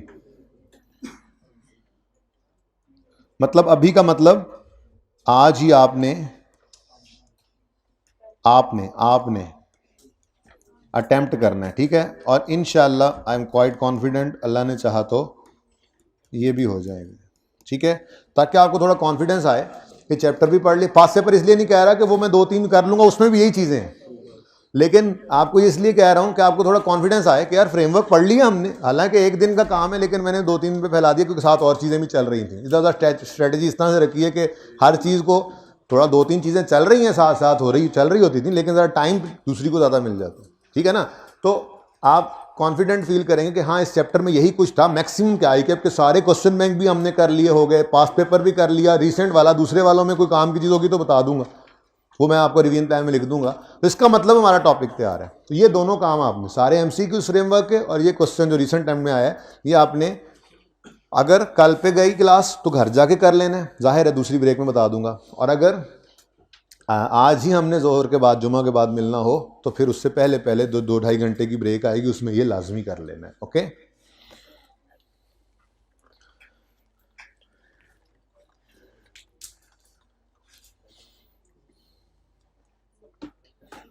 ठीक है जी, डन हो गया। चलें फिर EPS की तरफ मूव करते हैं।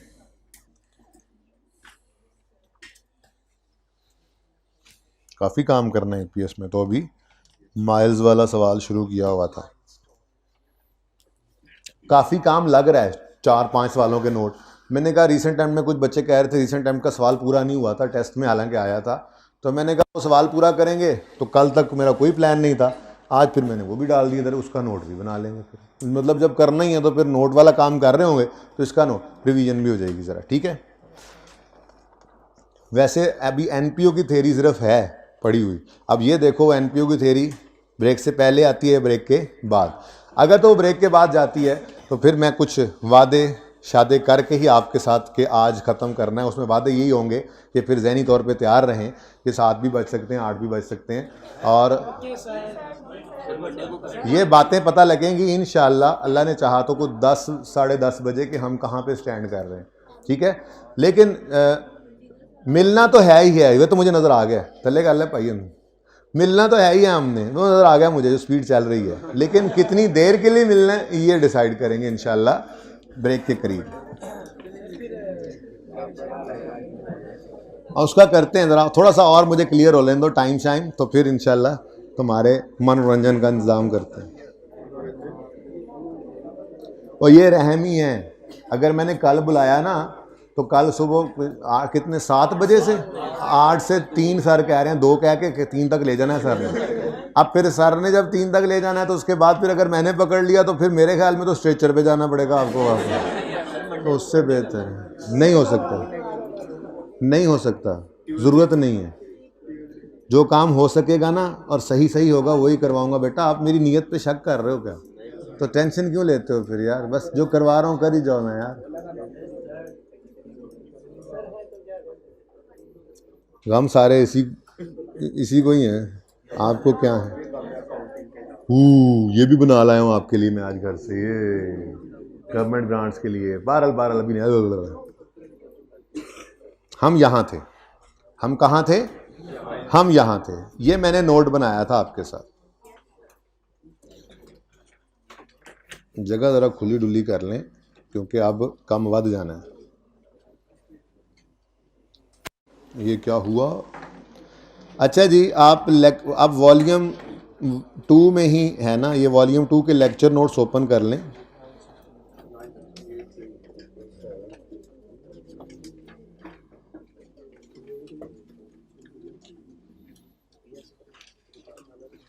हाँ जी ईपीएस आधे घंटे का टारगेट है वैसे तो, बाय द वे मेरा, कि ये सारे नोट्स हमने बना लेने इंशाल्लाह, लेकिन अब ये तो मेरा टारगेट है ना। सोचा तो ये था कि आधे घंटे से भी कम में फ्रेमवर्क फड़का देना है मैंने। अभी भी आप लोगों का दिल तो नहीं था, काम इन्ना की सी ताड़ा सी, चल भाई चलिए।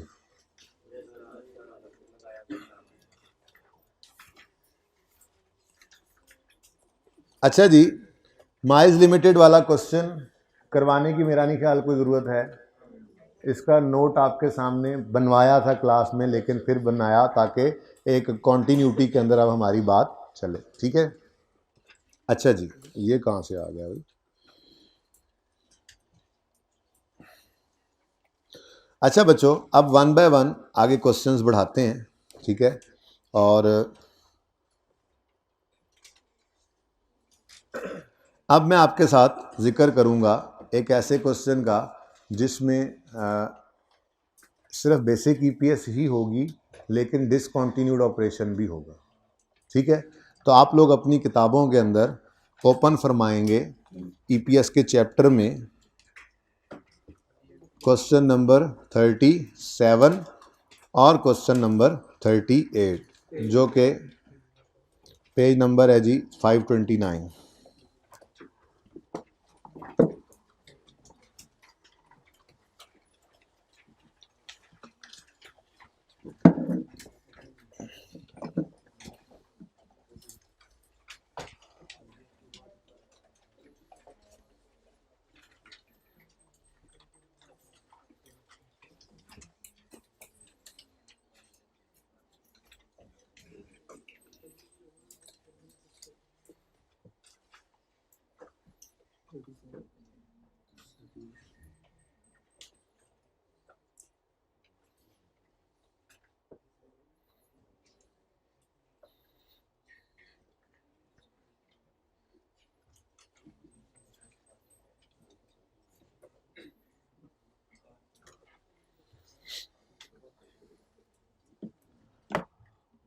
अच्छा जी, ये क्वेश्चन आपके सामने है। इस क्वेश्चन को ज़रा क्विकली कर लेने का दिल कर रहा है ताकि क्वेश्चन भी रिवाइज हो जाए और फिर साथ ही नोट बना डालेंगे, ठीक है। In the year 31 December 1 entity G made a profit after tax of 3500 of this 3000 was from continuing and 500 from discontinued operation. It paid ordinary dividend, इसको हमने काट दिया था कि ऑर्डिनरी डिविडेंड तो कभी भी ईपीएस की कैलकुलेशन में हमने नहीं देखना होता, ठीक है ना, वो तो इन्हीं को मिलना होता है जो निकाल रहे होते हैं। ठीक है। नहीं ऑर्डिनरी डिविडेंड की बात कर रहा हूँ। हाँ, प्रेफरेंस डिविडेंड हो और वो भी कौन सा वाला, इररिडीमेबल, तो उसको माइनस करते हैं। लेकिन ये प्रेफरेंस डिविडेंड भी रिडीमेबल निकला था क्योंकि उसने कहा था कि ये लायबिलिटीज, याद आ रहा है सवाल, ये ऐसे ही आपको याद आएगा सब कुछ जब आप रिवीजन करने बैठेंगे, ये सवाल की बातें भी याद आएंगी आपको जो आपने की होती हैं। बस आपका वहम होता है कि हमें भूल गए कुछ पुरानी चीज़ें। जाहिर सी बात है 2-3 महीने पहले की हुई चीज़ नेचुरल है कि जहन में नहीं नज़र आ रही होती कि कहीं पर पड़ी हुई है। लेकिन पर्चे के अंदर ये सिचुएशन कभी नहीं होगी। ये सिलेबस आपने 4-4.25 महीने में पूरा किया है, लेकिन अब इस 1 महीने में आपने 3 रिवीजन करके पर्चे में जब बैठे होना है तो फिर ये वाली सिचुएशन नहीं होनी। एक बार पढ़ा, 3 रिवीजन की, या फिर भी ऐसे फिर भूला नहीं होता, फिर पर्चे के अंदर रिकॉल हो रहा होता है और पर्चे के वक्त जाते हुए कॉन्फिडेंट बंदा होता है कि हाँ चीज़ें मुझे याद हैं और होती भी हैं। कोई लग भी रहा होता है नहीं है तो वो भी याद होती है, वो सिर्फ वहम होता है आपका, ठीक है। अच्छा, क्योंकि देखो अब मैंने कोई क्वेश्चन, मैं कोई और क्वेश्चन अगर किया हुआ ओपन करूंगा ना, किया हुआ क्वेश्चन, तो आपको सारी बातें याद आ रही होंगी जो क्लास में की हुई हैं। तो जब मेहनत की है सेशन के दौरान तो बस इसको 1 महीने के अंदर कैपिटलाइज करना है, इसको माफ़ी नहीं देनी वरना मारे जाओगे। और अगर कर गए कैपिटलाइज 1 महीने को तो जो कमी बेशी रह गई थी वो भी इंशाल्लाह अल्लाह पूरा सेशन टिका के पढ़े। आखिरी महीना नहीं पढ़ोगे तो बहुत चांसेस हैं फेल ही होगे, तकरीबन समझ लो कि 99% चांस है कि फेल हो जाओगे। सारा सेशन टिका के पढ़े हो, आखिरी महीना नहीं पढ़े हो ना तो 99% चांसेस है फेल होने के। और अगर सेशन सारा सिर्फ क्लासें ली, बस मार के पेपर टेस्ट पास हो जाता था, बस क्लास में बेइज्जती के डर से कभी काम कर लिया, लेकिन पढ़ते रहे, चलते रहे, साथ साथ कोशिश करते रहे, होमवर्क भी कर लेते थे, पर कोई शाइनिंग स्टूडेंट नहीं थे, मेरी तरह की थे कोई, तो आखिरी महीना टिका के पढ़ लिया तो 99% चांस है कि इंशाल्लाह पास हो जाएंगे। तो इतनी सी बात है, ये आखिरी महीने की अहमियत को समझें आप। बहुत सारे अच्छे बच्चे फेल हो जाते हैं इस आखिरी महीने के अंदर, बहुत सारे अच्छे बच्चे ना पढ़ के। तो अपनी सेहत का भी ख्याल रखना है, बीमार हो जाते हैं बच्चे ऐसे ही खामखा में, पता नहीं क्यों बीमार, टेंशन से हो जाते हैं या क्या चक्कर है। तो सारी चीज़ों का ध्यान रखना, ये आखिरी महीना बहुत इंपॉर्टेंट है, बहुत इंपॉर्टेंट है, ठीक है। किसी एक जगह टिक के बैठ जाना, आज ही डिसाइड कर लेना कि मैंने घर जाके पढ़ना है या हॉस्टल में पढ़ना है। Rolling stone gathers no moss, ठीक है ना। कोई आ रहा है जा रहा है, 2-3 दिन बैठे, नहीं पढ़ा गया, फिर चले गए घर, 2-3 दिन वहाँ नहीं पढ़ा गया, फिर वापस आ गए। 2-3 दिन तो वैसे टेम्पो बनने में लगते हैं भाई। तो बस डिसाइड करो एक बार और फिर उस पर अड़ जाओ कि जो करना है आज पहले डिसाइडेड हो। घर जाना है तो फिर जिस दिन क्लासें खत्म हो बिस्तरा पैक घर, और यहाँ रुकना है, आउट स्टेशन वालों की बात कर रहा हूँ, बाकी तो लाहौर के तो लाहौर में ही है, और यहाँ रुकना है तो पहले दिन ही आपका डिसाइडेड हो। बच्चों यहाँ बता रहा हूँ, ये बता रहा हूँ मैं प्रैक्टिकल, अपना तजर्बा, अपने दोस्तों का, साथ वालों का तजर्बा, और उसके बाद टीचिंग लाइफ का तजर्बा। प्लीज़ ऐसे नहीं करना, ठीक है। चले, बहुत इंपॉर्टेंट है ये महीना भाई। उठ बैठो भाई, जब भी आओ मुंह उठा के कहीं भी बैठ जाओगे, हैं मतलब। अच्छा तुम पीछे मुड़ के देख रहे हो तो मैं उसकी जगह भेज देता हूँ, उसको यहाँ बिठा लेता हूँ, वैसे मैं उससे दूर नहीं बैठ सकता ज़्यादा। आओगे पहली रो में, पहली रो में बिठाओगे इसको, आ जा पहली रो में आ जा।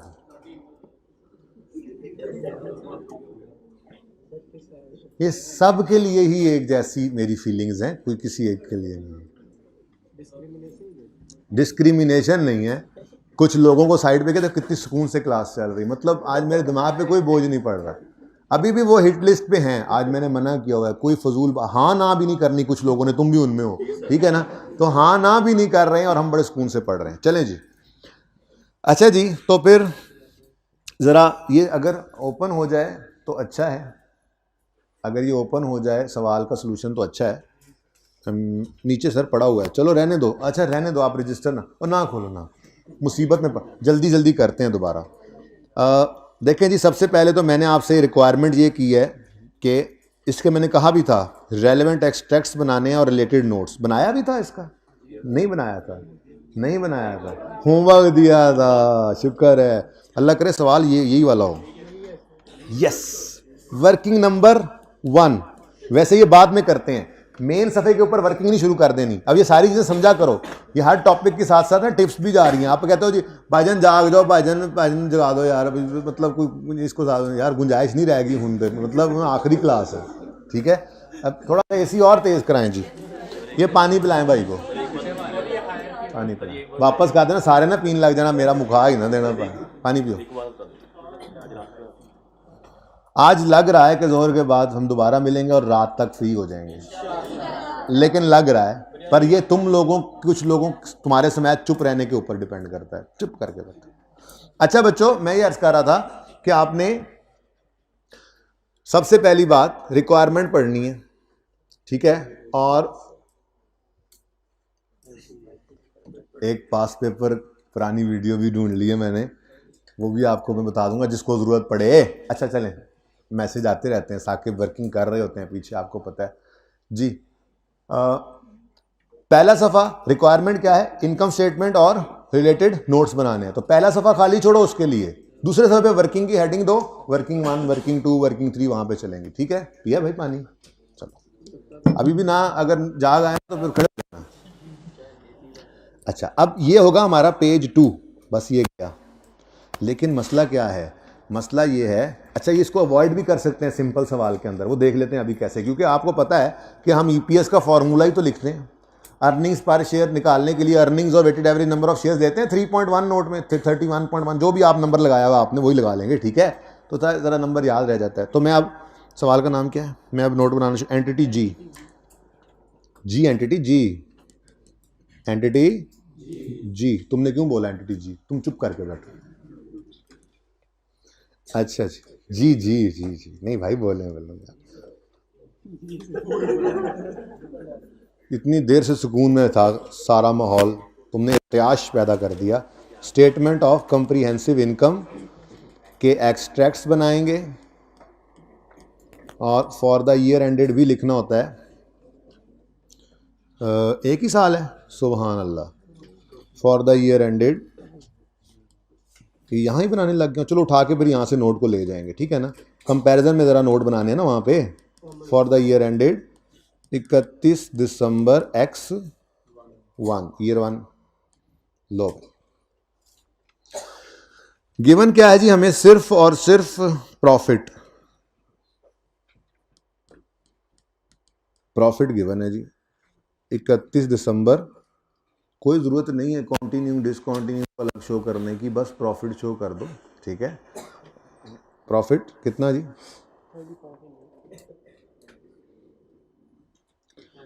अच्छा वैसे ज़रूरत नहीं है, लेकिन चलो ईपीएस में ज़रा आसानी हो जाए, मैं इसके लिए अलग कर भी सकता हूँ, लेकिन आसानी की ज़रूरत मुझे है नहीं वैसे बाय द वे।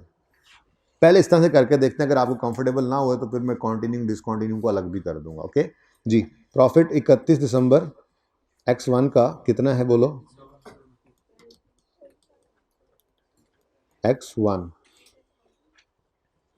जी 1000 में, रुपीज़ इन 1000 में सवाल करते हैं, 3500,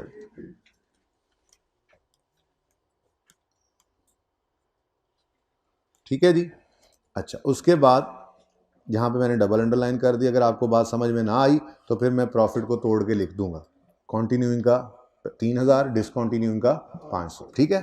अच्छा उसके बाद जी यहाँ पे मैंने निकालनी है बेसिक ईपीएस और डायल्यूटेड ईपीएस, सवाल में कोई नहीं है तो बेसिक एंड डायल्यूटेड सेम ही होगी, बेसिक एंड डायल्यूटेड, पर्चे में प्लीज़ इसको ईपीएस लिखना, फास्ट फॉरवर्ड में सुनने वालों पर्चे में इसको प्लीज़ पूरा अर्निंग्स पर शेयर लिखना।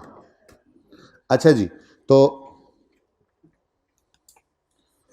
लिख देता हूँ, चले रहने दें, ठीक है आप लिख लेंगे, मैंने बोल दिया आहिस्ता आहिस्ता भी, बेसिक एंड डायल्यूटेड ईपीएस मैंने इसलिए लिख दिया क्योंकि इसमें कोई कन्वर्टेबल इंस्ट्रूमेंट है ही नहीं सवाल में, ठीक है।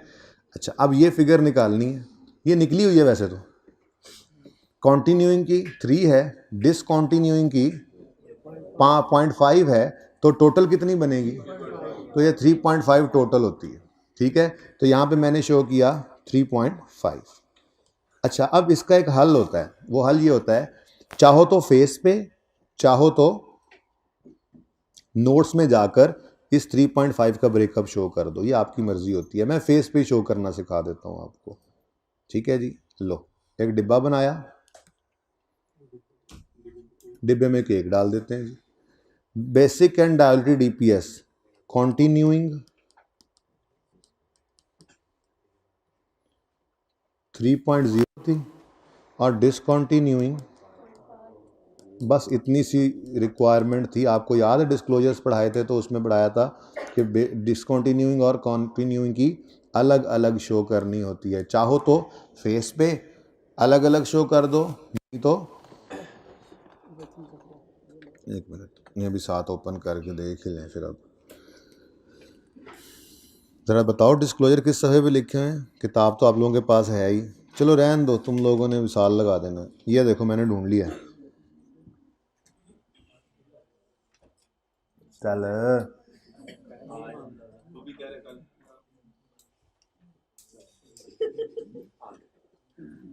उसने कह दिया जो कहना था, अब अगली बात मैंने कहनी है।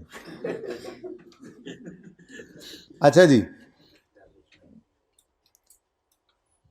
if there is a discontinued operation, basic EPS and derived from discontinuing should be shown either on the face of statement of profit or loss or in the notes। तो ऑप्शन है ये पेज नंबर 534 पे मैंने पढ़ाया disclosure में, option है।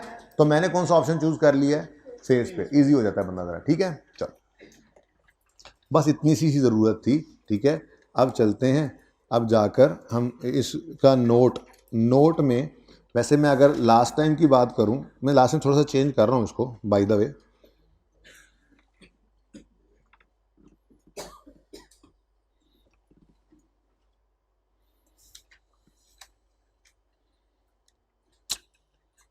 चलो ठीक है, जाने दो, चेंज ना करो। अलग अलग जो है ना भाई, अलग अलग सिर्फ फेस के ऊपर ईपीएस को शो कर दो। मेरा सारा सवाल ही गुम हो गया। अलग अलग फेस पे सिर्फ ईपीएस को शो कर दो, और जो ईपीएस है ना, अब उसके अंदर चीज़ें जो हैं वो इकट्ठी यूज़ कर लो। उससे फ़ायदा क्या होगा? देखो 3000 और 500 टोटल कितना बना? 3500। तो जो मैंने यहाँ पर अर्निंग्स और वेटेड एवरेज शेयर्स लेने हैं उसमें 3500 लिख लेता हूँ। वो सही है ना? बेसिकली मैंने 3.5 बताना है कि कैसे निकला। 3.5 कैसे निकला ये बता देते हैं, आगे ब्रेकअप हमने वैसे ही दे दिया, वर्किंग के अंदर हमने ये काम किया हुआ, ठीक है ना। ये ज़रा इजी है, इससे ज़रा नोट्स कम बनेंगे, ठीक है जी। ये जी मेरी इनकम स्टेटमेंट होगी मुकम्मल, एक्सट्रैक्ट, ठीक है। अब मैं जाऊंगा नोट्स की तरफ, entity G, notes to the financial statements, notes to the financial statements पूरा लिखना पर्चे में। ये जो डबल स्पीड में सुन रहे होते हैं ना, उनके लिए मैं स्लो कर देता हूँ ताकि ये बात तो कम से कम सुन लें। For the year ended 31 December x1, for the year ended भी पूरा लिखना जी। नोट का नंबर कोई बता दो, कभी इस भाई की भी मान लें। किसने बोला एक? वैसे एक तुमने बोला, आज तुम्हारी मान ली, ठीक है। जान दे। तो यहाँ पर नोट्स का रेफरेंस होता है। अच्छा यहाँ पे ऐसे नोट्स नहीं लिखना सर, हमने ऐसे नहीं लिखना, तो यहाँ पे नोट 1 लिख दिया करो, कोई मसला नहीं है, ठीक है। N1 लिख दिया करो, no issue at all. Note number 1, ठीक है जी। नोट नंबर 1 किसका है जी? अर्निंग्स पर शेयर का, अर्निंग्स पर शेयर। और यार फाइनेंशियल स्टेटमेंट्स दिखानी थी, किसी बात पे कहा था, किस पे दिखानी थी वैसे?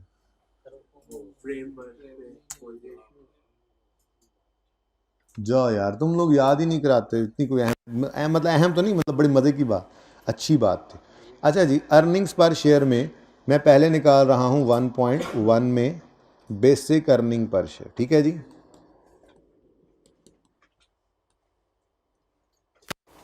बेसिक अर्निंग पर शेयर का फॉर्मूला बताइएगा, earnings over weighted average ordinary shares. Earnings, हाँ वो पता ही है, अर्निंग्स, बस earnings attributable to ordinary share holders वही होती हैं, ठीक है। तो पूरी बात अगर लिखें तो, बहरहाल पूरी हम नहीं लिख रहे बात, ठीक है। Earnings attributable to ordinary share holders divided by, ये वेटेड एवरेज भी पूरा लिखना है आपने, weighted average number of shares. ये क्या है जी? ये रुपीज़, ये अर्निंग्स रुपीज़ में होती हैं और ये नंबर ऑफ शेयर्स है, ठीक है ना। यूँ लिख सकते हैं हम, ज़्यादा अच्छा हो जाए, वेटेड एवरेज शेयर्स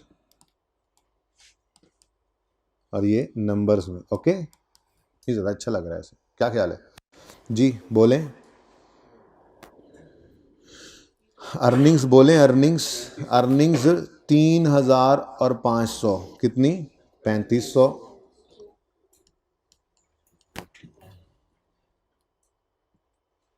अब ज़रा थोड़ा सा स्मार्ट करना पड़ेगा मुझे माजरत के साथ। वेटेड एवरेज शेयर्स नंबर, ज़रा सब नोड भी लिखने पड़ेंगे ना, ठीक है, ओके। और वेटेड एवरेज शेयर्स कितने यूज़ किए हमने? 1 मिलियन 1000। इनको डिवाइड करो 3.5। लो जी, हो गया रेकनसाइल। और ये क्या आ गई जी हमारी? ये आ गई हमारी अर्निंग्स पर शेयर। ईपीएस लिख रहा हूँ मैं, आपने पूरा लिखना है, ओके, अर्निंग पर शेयर। अब उसके साथ ही हम अगला नोट क्या बनाएंगे? सुभान को थोड़ा सा और आगे लाएं ताकि नीचे तरतीब में चल रहे हैं नोट्स, आप सामने सामने देख रहे हैं जी।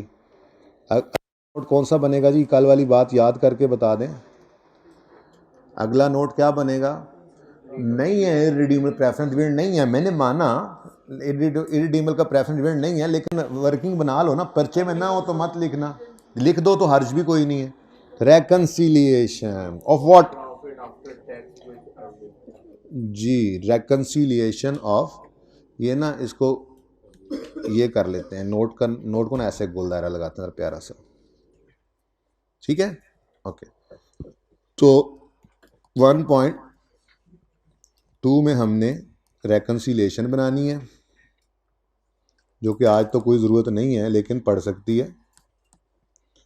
ये रेकन्सिलिएशन होगी, मैं सिर्फ रिकॉन लिख दूं, ये रेकन्सिलिएशन होगी of profit, of earnings with profit, चलो यूं कर लो, क्योंकि हम अर्निंग्स विद,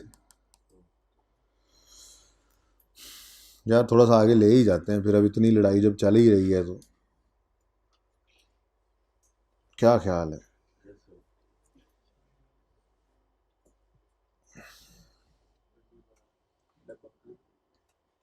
तो डब्बा दोबारा बना लेंगे, डब्बे का क्या है, केक तो अंदर ही ना अभी भी।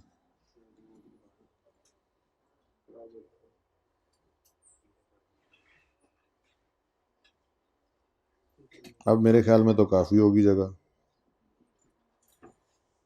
नहीं तो मैं थोड़ी बहुत शॉर्ट फॉर्म और यूज़ कर लूँगा। असल में मैंने ना यही वाला फॉर्मेट आगे भी यूज़ करना है अगले सवाल में, बेहतरीन। सिर्फ उसके अंदर फ़र्क ये था, थोड़ा सा शायद डाटा बदले, लेकिन ज़्यादा फ़र्क ये था कि उसमें असल में प्रेफरेंस इररिडीमेबल वाले प्रेफरेंस डिविडेंड भी आ रहा था, इररिडीमेबल वाला। अच्छा जी, तो अब अगला काम हम कर रहे हैं, reconciliation of earnings with profit before tax, या जो भी लिखा हो, ठीक है ना, आफ्टर टैक्स ही होता है वैसे तो, लेकिन हमारे सामने सिर्फ लफ्ज़ प्रॉफिट लिखा हुआ, तो बस प्रॉफिट लिख दिया मैंने भी।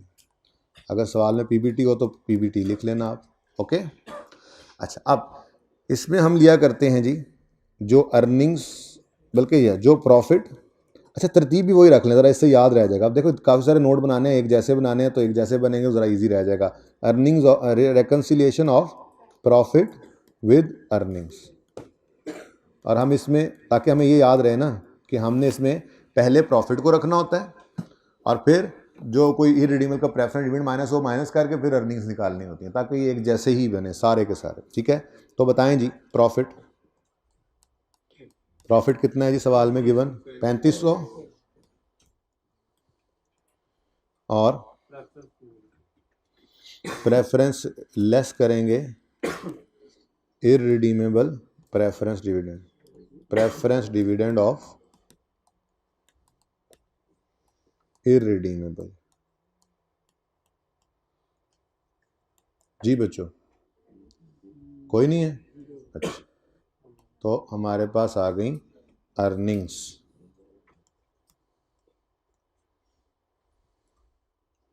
ये हमारा पहला सब नोड बन गया।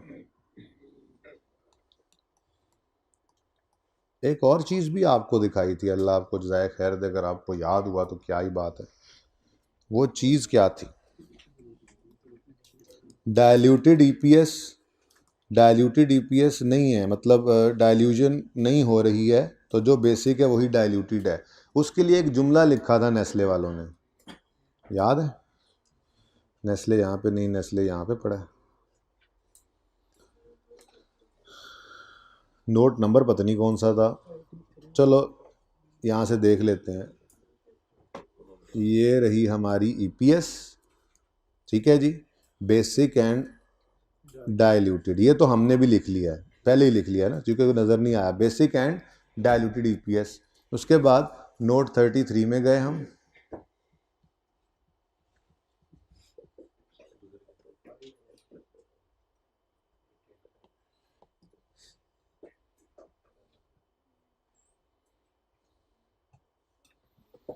ये जी, ये हम यही ही तो बता रहे हैं, profit attributable to ordinary share holders any earnings, weighted average shares और बेसिक ईपीएस ऐसे निकली। और फिर मैंने ये जुमला पढ़ाया भी था, there is no dilution effect on the basic EPS as company has no such commitments. तो ये वाली लाइन लिखेंगे हम,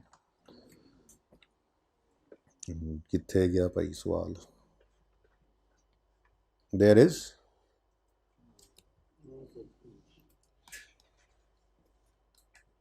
no effect of dilution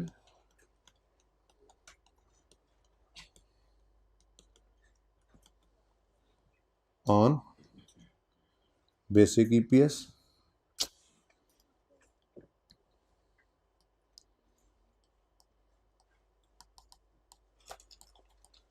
as the entity has no convertible instruments। यही लिखा हुआ था, चलो यही ठीक है, इंस्ट्रूमेंट्स, यही कमिटमेंट्स, वो फिर याद ना रहे तो याद रह जाता है। ठीक हो गया जी। तो इसलिए हमने ऊपर जो लिखा है वो बेसिक एंड डाइल्यूटेड लिख दिया। ले जी, ये नोट आपके होमवर्क में था।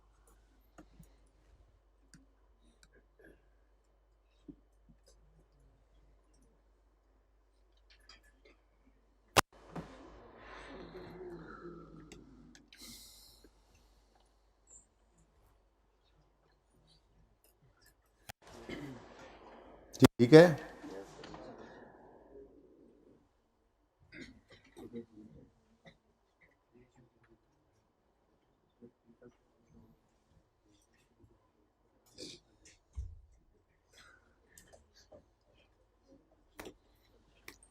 जी बच्चों, अभी भी ज़रा प्रैक्टिस जारी रखते हैं। एक ऐसे बिजनेस की ईपीएस निकाल रहे हैं जिसमें डिसकंटिन्यूड ऑपरेशन भी है। माइल्स वाले सवाल में सिर्फ कंटिन्यूइंग ऑपरेशन वाले को देख लिया था, डिसकंटिन्यूड के अंदर मैंने जान छुड़ा दी आपकी। अभी सिर्फ क्या कर लिया, सारा काम वैसे ही करके, बेसिक वर्किंग में की होती है ना, बेसिक अर्निंग कंटिन्यू डिसकंटिन्यू के अलग अलग, तो उसमें ऐड कर लो। अगर कभी ऐसे हो जैसे ये नज़र आ रहा था 3 और 0.5 था, तो आपने ऐड करके 3.5 लिख दिया। कभी ऐसा भी तो हो सकता था 3 और 1 माइनस होता, 1.5 माइनस होता लेट्स से, तो फिर क्या करते, नेट करके 2.5 यहाँ पे शो कर देते, और नीचे जब ब्रेकअप देते तो 3 और नेगेटिव साइन। तो इस तरह सिर्फ ये यहाँ पे कर दो, तब बाकी सिंपल रह जाएगा सवाल, फिर मसला नहीं होगा। ठीक है, अच्छा जी, क्वेश्चन 2 आपने किया था, इसका तो मेरे पास सोल्यूशन भी नहीं है, अल्लाह माफ़ करे, तो कोई नहीं, हम वर्किंग्स को पकड़ लेते हैं, उनको भी कॉपी कर लेते हैं और अपने सवाल के हिसाब से उनको कर लेते हैं। क्या ख्याल है? ठीक है,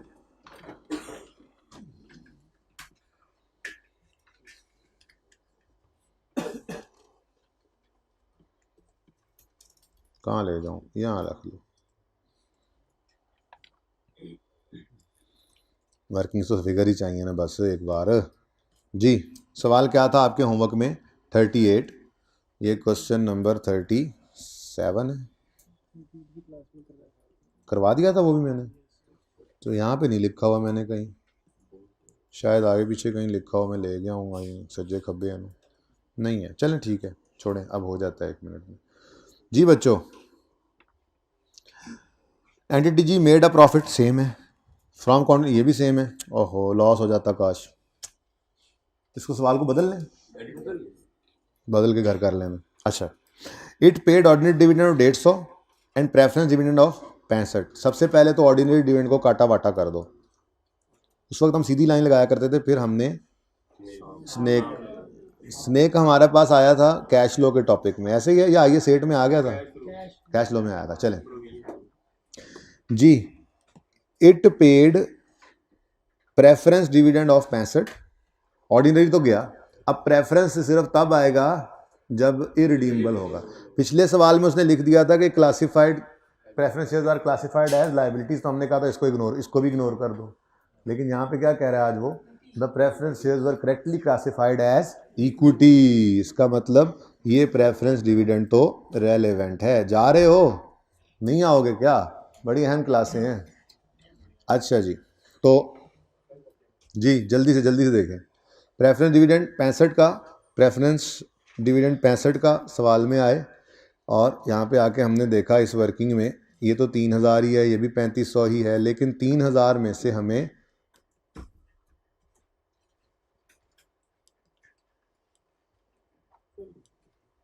जी क्या फ़र्क पड़ेगा भाई सोल्यूशन पे? ये जो 3000 मिलियन है, 3 मिलियन, इसमें से क्या माइनस कर दोगे? 65,000।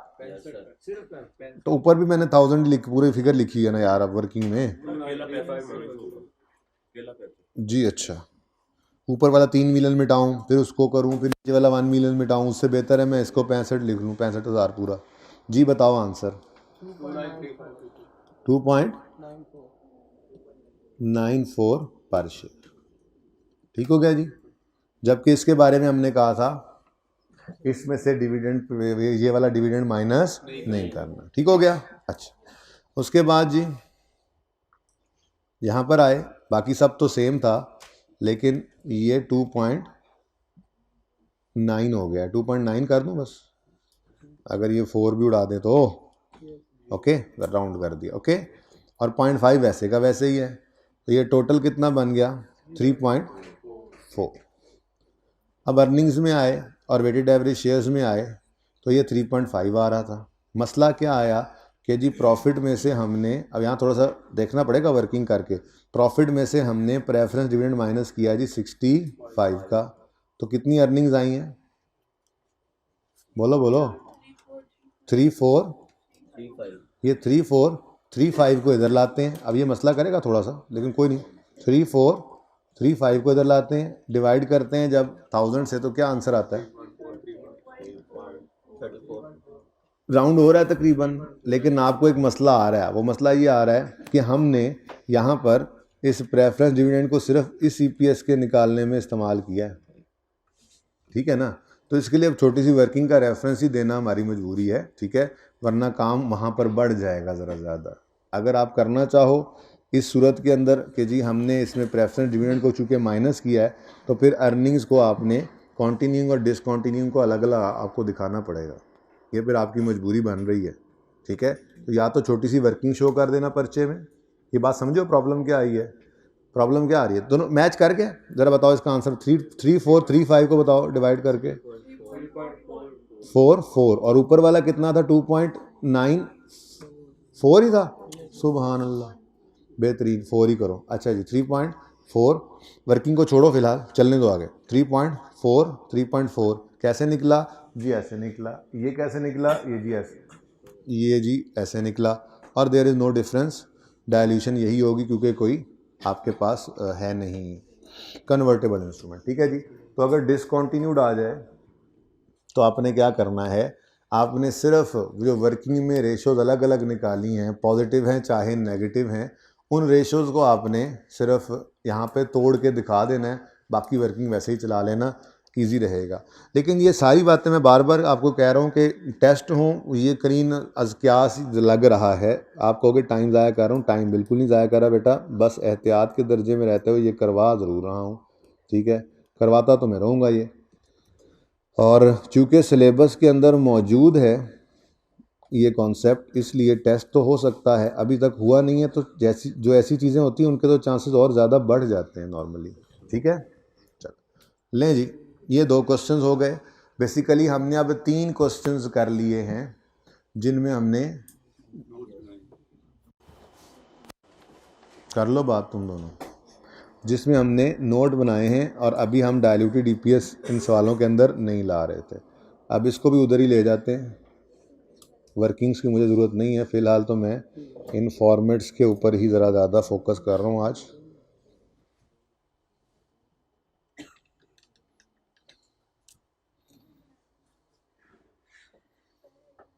बेटा पिक्चर बनाइएगा, वहीं पर ही बना लीजिएगा, इधर ला तो रहा हूँ इनको।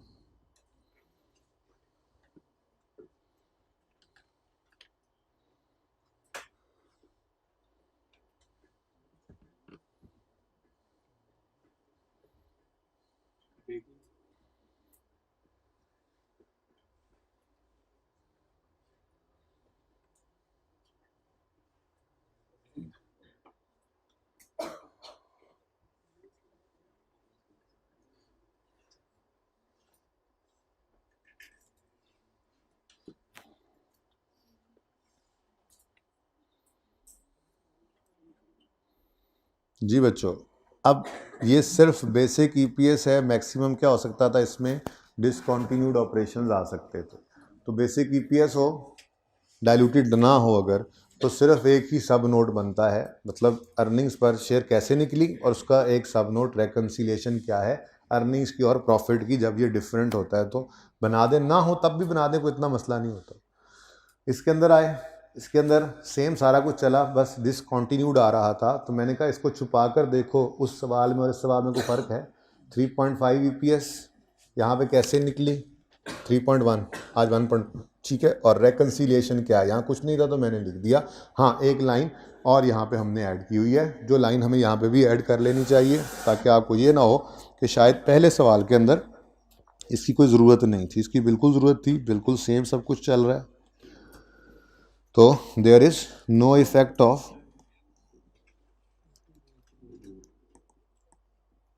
There is no effect. अब आप खुद लिखो, वहां देख के नहीं, इधर मेरी तरफ देख कर खुद से लिखो, मैंने आपके सामने लिखा था।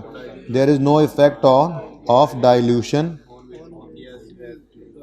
On basic EPS because entity has no such commitment, because entity has no convertible instruments।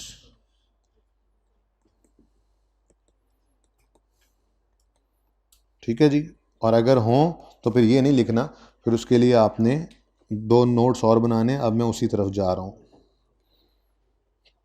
ठीक है जी, तो ये 3 सवाल जो हैं, ये क्वेश्चन नंबर 11 है। पेज नंबर कौन सा है जी इसका, पेज 968 वाला।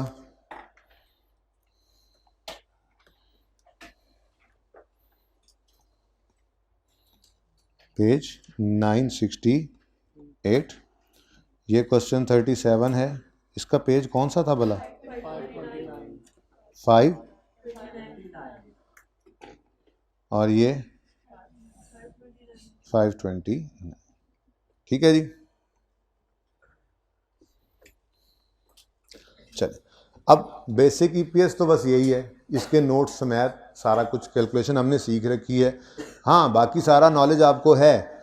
अगर वेटेड एवरेज शेयर्स निकालने हों और उसमें राइट इशू है, बोनस है, स्प्लिट है, कंसोलिडेशन है, वो सारा नॉलेज आपको है। वो सारे काम करने के बाद अगर वो कह दे कि भी बेसिक ईपीएस भी निकालो और एक्सट्रैक्ट्स भी बना दो, तो ये एक्सट्रैक्ट्स हैं इनकम स्टेटमेंट के और ये नोट्स के।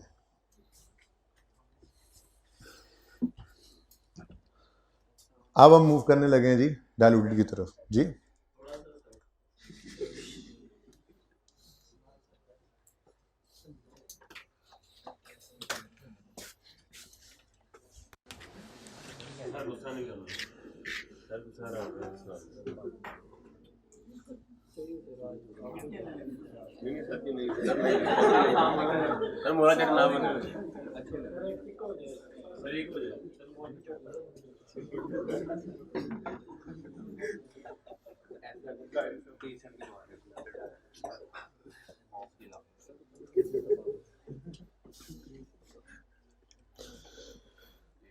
देखें जी, अब इन सवालों में बस एक छोटा सा मसला है, और वो मसला ये है कि प्रेफरेंस डिविडेंड नहीं था इररिडीमेबल का, जो नज़र आएगा वो मैंने दूसरे सवाल में दिखा दिया।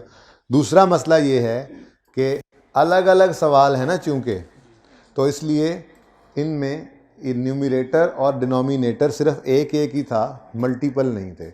लेकिन अगर मैं ये फॉर्मेट बना दूं तो जहां एक न्यूमरेटर में चीज़ ऐड करके दिखा रहे हैं, वहां पे जब 2 आ गई तो वो कर लोगे। जहां डिनोमिनेटर में एक ऐड करके दिखा दूंगा, फॉर्मेट है सब नोट बना होगा, वहां पे जब 2 आ जाएंगी तो कर लोगे। याद है ना, तो बस फॉर्मेट बना लेते हैं। बेसिक का अभी तक उसने नोट नहीं बनवाया, डाइल्यूटेड कहाँ पे डालेगा, लेकिन हम बना लेते हैं, ठीक है।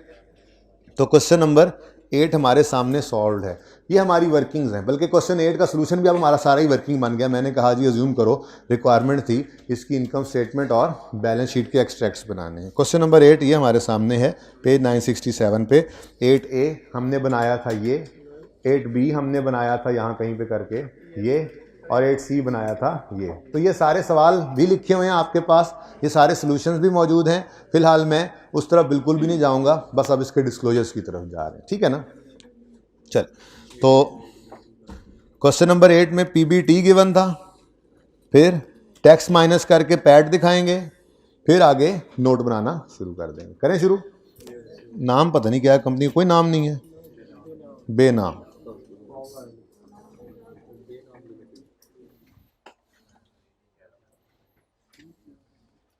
इसको अब नीचे ले जाते हैं ज़रा।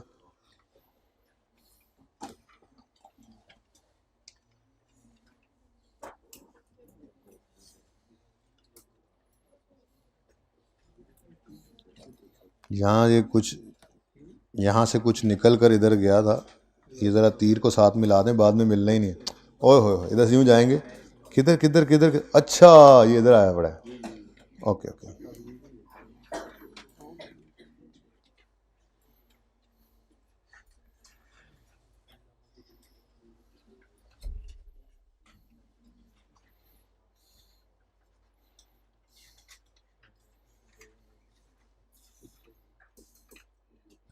अब ये तो हो गया ना काम, इसको अब साइड पे कर दें। अब आते हैं हम जी बच्चों, सबसे पहले कंपनी नेम है कोई नहीं मेरे पास, फिर स्टेटमेंट ऑफ कंप्रीहेंसिव इनकम, लेकिन सिर्फ एक्सट्रैक्ट्स बना सकूंगा, पूरा तो डाटा नहीं है। ईयर एंड तो कोई था बताया हुआ इन्होंने, अल्हम्दुलिल्लाह ईयर एंड भी नहीं है। कंपनी का पीबीटी है, बस जी जिस साल के एंड पे खड़े थे बस वहीं सारा कुछ हमने कर दिया ये, ठीक है। तो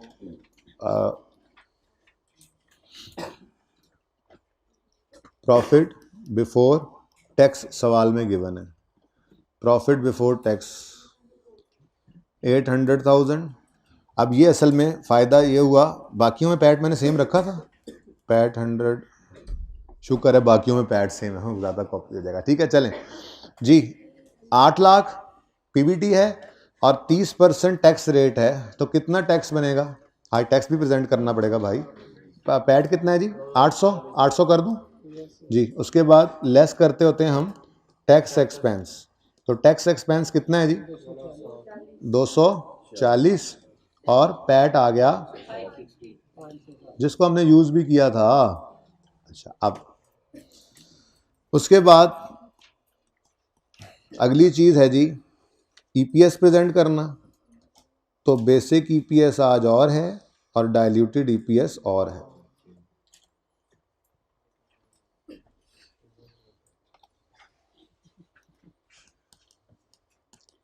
बेसिक ईपीएस सवाल में जो कैलकुलेटेड है चीज़ें अब वही उठाएंगे, ठीक है ना। बेसिक ईपीएस कितनी है जी, 11.2, डाइल्यूटेड ईपीएस है 9.8, ठीक है। तो 11.2 और 9.8 डाइल्यूटेड ईपीएस है, ऐसे करके हम इसको भी शो कर देंगे 9.2, ठीक है। 8 है, अच्छा। अब इसके लिए हम कहते हैं जी कि नोट नंबर कौन सा 1 लगाया हुआ है आज, ओके नोट 1, और इसको देखते हैं फिर कौन से नंबर में जाएगा, ठीक है ना। हो सकता है आगे आगे जाके हम उसको 1.1 1.2 कर देना, ठीक है। चलो नोट 1 को ही देख लेना जी, डायरेक्ट ऐसे ही कह देते हैं। अब ये मेरी इनकम स्टेटमेंट का एक्सट्रैक्ट पूरा हो गया, ठीक है।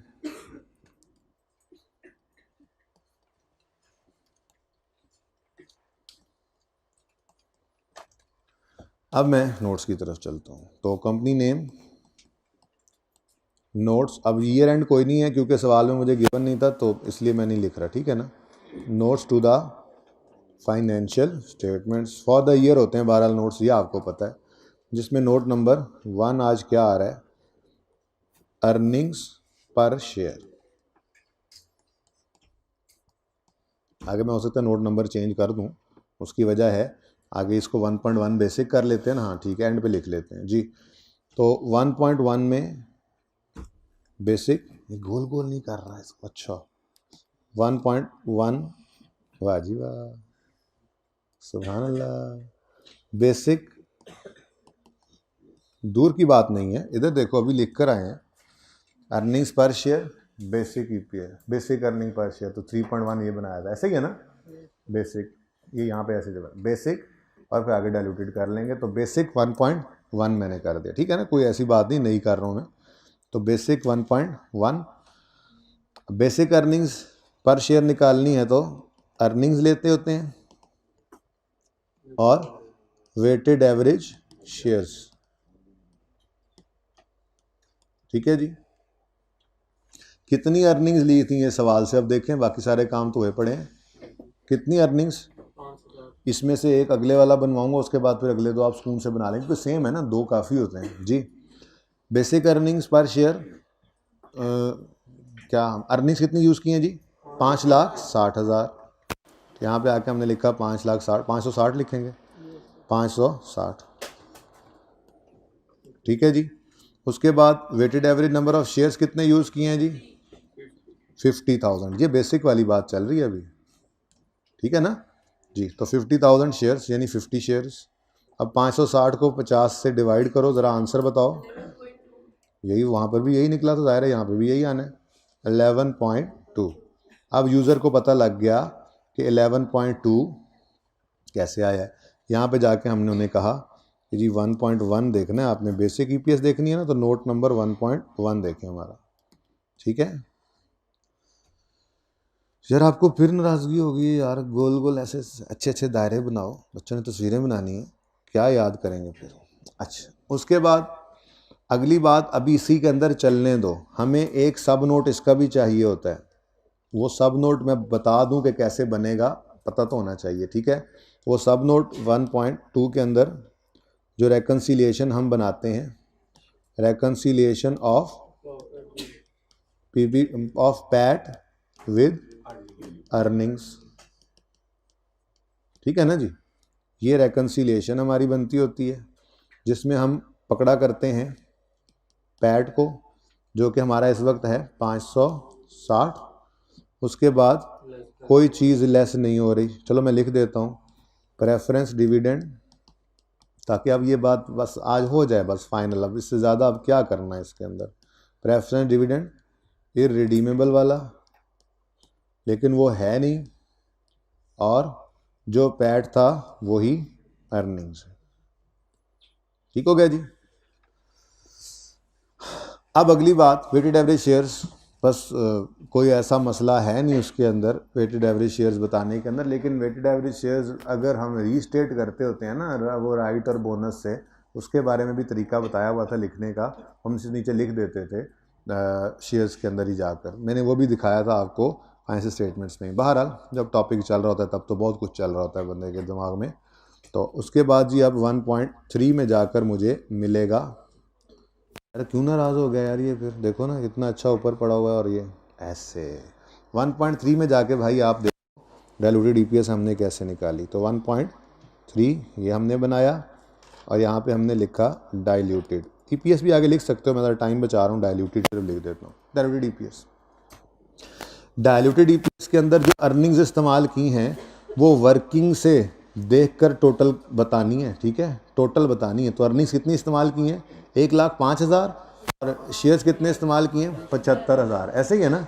तो यहाँ पे मैंने जाकर लिखा अर्निंग्स, डाइल्यूटेड के लिए अर्निंग्स कितनी जी, 1,01,05 बनेगा ना, और वेटेड एवरेज शेयर्स 75। ज़रा चेक कर लो इसका आंसर आता क्या है, 1.4 ही था ऊपर भी,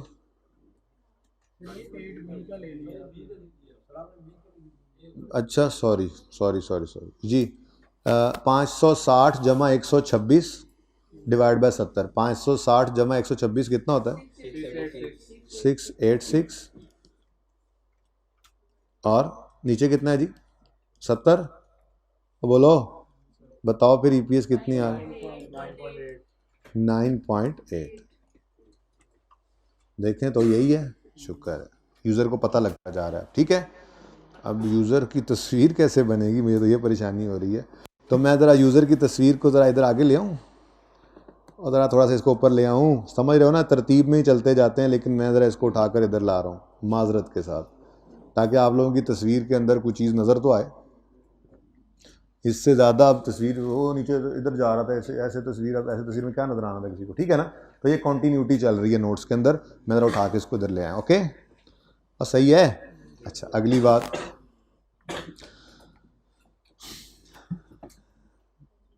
बच्चों इसमें अब दो चीज़ें और हमें रेकनसाइल करके बतानी पड़ेंगी, क्योंकि देखो अर्निंग्स फिर अजीब सी हो गई हैं। 686 पहले वाली अर्निंग्स बड़ी मुश्किल से हमने 560 जो है वो रेकनसाइल की थी। मैंने माना कि सेम आ रही हैं, लेकिन मैं कहूँगा तो ऐसे ही ना। ठीक है, अब इन अर्निंग्स का फिर मसला आ गया, क्योंकि ये 560 इस्तेमाल नहीं हो रही। अब क्या मसला है? अब आपको पता है डायल्यूशन के अंदर हमने इसमें कुछ चीज़ें ऐड की हैं, ऐसे ही है। तो फिर हमने यूज़र को कहा, यूज़र आ जा तेरे जिन कड्डा।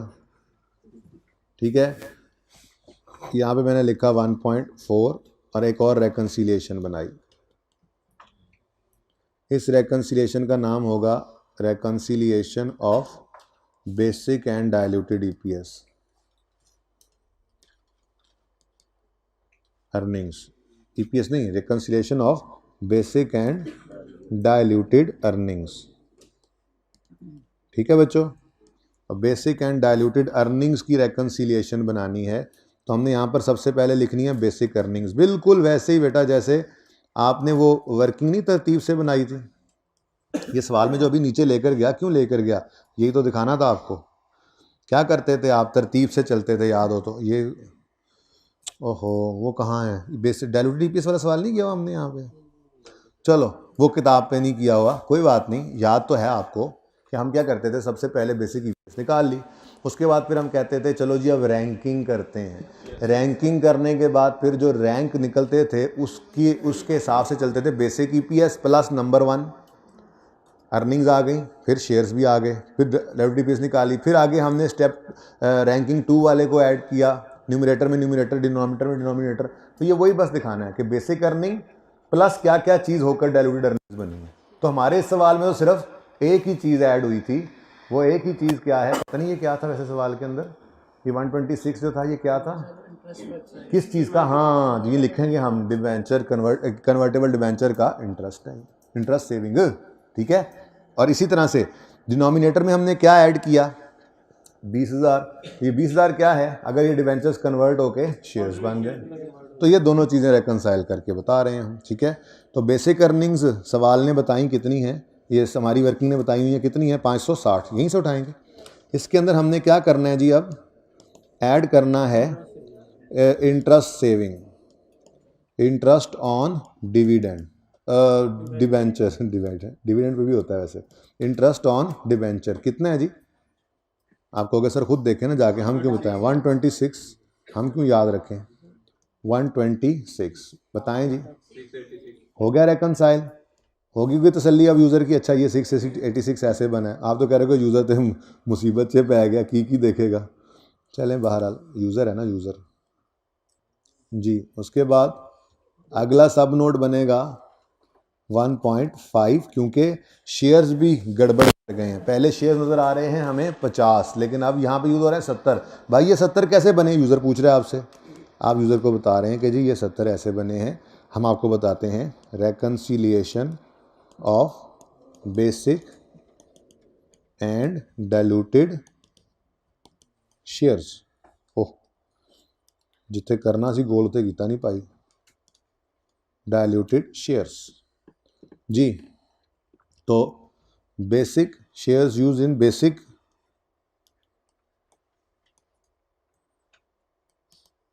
शेयर्स इन बेसिक ईपीएस, ये कितने हैं जी? 50 ऐड की है हमने इनमें कन्वर्टेबल डिबेंचर्स 20 और ये बन गए हैं 70। ठीक है, तो ये रेकन्सिलिएशंस बनी और ये है टोटल पूरा नोट। इसमें अब कोई भी चीज़ नहीं रह गई। ठीक है जी, इसमें बेसिक भी है और डाइल्यूटेड भी है।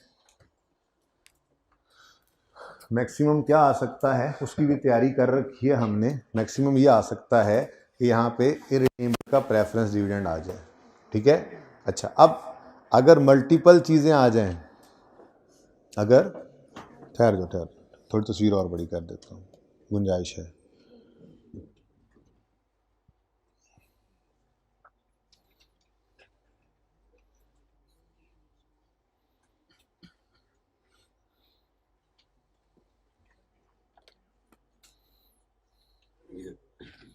अच्छा जी, तो देखें ये सेम वही काम, बेसिक ईपीएस निकाली हमने 11.2, earnings weighted average shares, working से उठाए। अर्निंग्स अगर प्रेफरेंस डिविडेंड है तो माइनस करके अर्निंग्स और पैड का डिफरेंस भी रेकनसाइल कर दोगे। इस सवाल में नहीं था, बल्कि अगले तीनों में नहीं है। ठीक हो गया। उसके बाद जब डाइल्यूटेड ईपीएस निकली तो वो कैसे निकली है, वो हमारे पास कैलकुलेट हुई पड़ी है, वो हमने निकाल के दिखा दी। अब मसला ये है इसमें और इस अर्निंग में क्या फ़र्क है, अब यूज़र को बताना है। तो हमने कहा जी ये अर्निंग में हमने interest saving on debenture add की है। आप कहोगे जी मल्टीपल आ जाएं, तो मल्टीपल होंगे तो क्या होगा, add interest on debenture, interest saving on debenture, add interest saving on preference shares. और ऑप्शन का कुछ ऐड होता नहीं था न्यूमरेटर में, याद है। तो दो चीज़ें मैक्सिमम आ सकती हैं। और नीचे ये शेयर्स और इन शेयर्स में क्या फ़र्क है जी, वो डिबेंचर्स कन्वर्ट करके देखें हैं। तो भाई अगर 3 चीज़ें हैं, 4 चीज़ें हैं, तो जितनी हैं वो सारी ऐड करते जाओगे। Add debentures converted, add converted preference shares, add options, वो जो आपकी कैलकुलेशन हुई पड़ी सिर्फ उसको उठा के लिखना है आपने। ठीक है ना, तो यही आगे ऐड होता चला जाएगा। क्लियर है ये। इसकी पिक्चर ले लें, ब्रेक करनी है। अच्छा सुने, ये काम पूरा करके जाते हैं ना, सुन लें, कोई बात नहीं। ईपीएस को साइड पे लगाने दें, फिर ब्रेक करते हैं। अच्छा, अब यही सारा काम 8A में कर लोगे, घर पे प्रैक्टिस करनी है ना। ठीक है, अब देखो क्या होगा, फर्क क्या होगा। 8A प्रॉफिट की जगह 100 आ गया, ये ऊपर 100। ठीक है, टैक्स रेट कोई गिवन था सवाल में, 30% ही था, तो 30 माइनस करके आपने यहाँ पे लिख दिया 70। ठीक हो गया। उसके बाद आपने ईपीएस निकालनी है। ये आपने पहले बेसिक ईपीएस बतानी है 100 डिवाइड बाय 50, और कोई प्रेफरेंस डिविडेंड नहीं है आपकी यहाँ पर, फिर वो 0 ही आएगा। लेकिन लिखते रहो हर दफ़ा बनाते हो ताकि याद हो जाए ये बातें। ठीक है, बेसिक ईपीएस निकलने के बाद डाइल्यूटेड ईपीएस निकलेगी। डाइल्यूटेड ईपीएस के अंदर आपकी अर्निंग्स में ऐड होगा जो भी यहाँ पर चीज़ थी, वैसे क्या थी 8A में मैंने क्या बनाया था, बॉन्ड, कन्वर्टेबल बॉन्ड है। ठीक है, तो इनकी इंटरेस्ट सेविंग और इनके कन्वर्जन, ये चीज़ें यहाँ पर वर्किंग के अंदर ऑलरेडी हम कर चुके हुए हैं। ये फिगर जो रेड की हुई हैं यही तो निकली होती हैं आपके पास। ठीक है, तो जब आप डाइल्यूटेड ईपीएस निकालेंगे तो उसके अंदर आपको जब पहले नोट में लिखना है ना, तो आपने यूँ लिखना है 1,42,100, 1,04,200 डिवाइडेड बाय 70,000। फिर आगे इसकी रेकन्सिलेशन बना के दिखानी है। ठीक है, तो ये सारे के सारे सवाल सेम हैं, सिर्फ चीज़ों के नाम या फिगर्स बदल रही हैं। ठीक है, लेकिन जब ऑप्शंस में आओगे, इधर 8C ऑप्शंस भी होगा, ये जब ऑप्शंस में आओगे तो ऑप्शंस में न्यूमरेटर में कुछ भी ऐड नहीं होना, सिर्फ डिनोमिनेटर के अंदर 750 ऐड होना है। ठीक है ना, लेकिन अगेन आप 0 कर लेना। अब ये सारे सवाल अलग अलग हैं, कॉन्सेप्ट बिल्डिंग के लिए बहुत अच्छे हैं, लेकिन अगर यही सारी चीज़ें इकट्ठी आ जाएं तो मेरा नहीं ख्याल कोई ऐसी बड़ी बात हो जाएगी कि आप नहीं कर सकेंगे। आपको फॉर्मेट्स बनवा दिए एक सवाल में, डिबेंचर्स, बॉन्ड, कन्वर्टेबल बॉन्ड्स और कन्वर्टेबल प्रेफरेंस शेयर्स तीनों आ गए, तो क्या होगा, बेसिक ईपीएस तो वैसे ही सिंपल निकलेगी, बेसिक ईपीएस का सिर्फ ये एक सब नोट बनेगा। लेकिन जब डाइल्यूटेड ईपीएस में आएंगे तो वो हमारा आंसर निकला हुआ है, जहां पे हमने जाके रैंकिंग में एक निशान लगाया था ये डाइल्यूटेड है, तो उस वाली अर्निंग्स जो ऊपर पड़ी हुई थी ऐड होने के बाद वो लिखोगे, और फिर जो डिवाइड हुए थे शेयर्स वो लिख दोगे। अब ये अर्निंग्स और ये शेयर्स इन अर्निंग्स और इन शेयर्स से मैच नहीं करेगा। तो फिर आप आगे दो सब नोट्स बनाओगे। एक में आप अर्निंग्स को ये जिधर अर्निंग्स, इन अर्निंग्स को इन अर्निंग्स से मैच करवाने लगोगे तो फिर ऐड कर दोगे इंटरेस्ट सेविंग ऑन डिवेंचर भी, नेट ऑफ टैक्स आपने की होगी, फिगर लिखनी है, ऐड कर दोगे प्रेफरेंस वाली भी इकट्ठा। तो यहाँ दो चीज़ें आ जाएंगी, तीसरी आती कोई नहीं है। सिलेबस में कोई थी तीसरी चीज़? दो ही थी, ठीक है। अच्छा हाँ, दो दफ़ा आ सकते हैं, वो अलग बात है। और reconciliation of basic and diluted के अंदर जब शेयर्स के अंदर रेकन्सिलिएशन दिखाओगे तो यहाँ पे 50 शेयर्स हैं, ऐड करोगे, कन्वर्ट होने के बाद डिवेंचर्स कितने बनेंगे, कन्वर्ट होने के बाद प्रेफरेंस शेयर्स कितने बनेंगे, कन्वर्ट होने के बाद यहाँ पे तीन चीज़ें ही मैक्सिमम आ सकती हैं। तो यही आपका नोट बन जाएगा। बहुत मुश्किल है लेकिन इस तरफ जाए। बहरहाल हमने एहतियातन ये भी कर ली है। ओके, आज तक नोट मांगा नहीं है इस तरह से, डिस्क्लोजर्स पता होने चाहिए। तो मैंने कहा जब डिस्क्लोजर पढ़ाने ही है तो वो डिस्क्लोजर ऐसे बना के पढ़ा लें तो ज़्यादा बेहतर होता है। पढ़ लिए थे वैसे हमने डिस्क्लोजर्स, ठीक है। तो 8B, A, B और C इसका आपने नोट बना लेना है, ठीक है। कोशिश कीजिएगा इसी ब्रेक में ही बन जाए। अच्छा, उसके बाद जी माइल्स हो गया, 37, 38 हो गया, क्वेश्चन 8A और 8B और 8C हो गया। आई कैप की रिसेंट अटेम्प्ट पे भी आ जाएं ज़रा। अच्छा,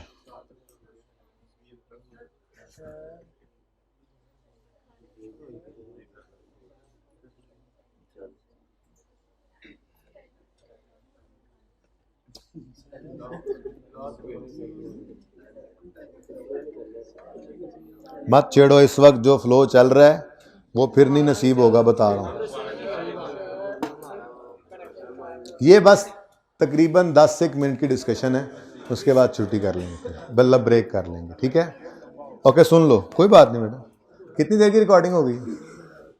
1 घंटा 55 मिनट हो गई है। चलें ठीक है, इस सवाल को आप पढ़ें, ब्रेक के बाद इस सवाल को कंटिन्यू करते हैं। इसको ब्रेक कर दें।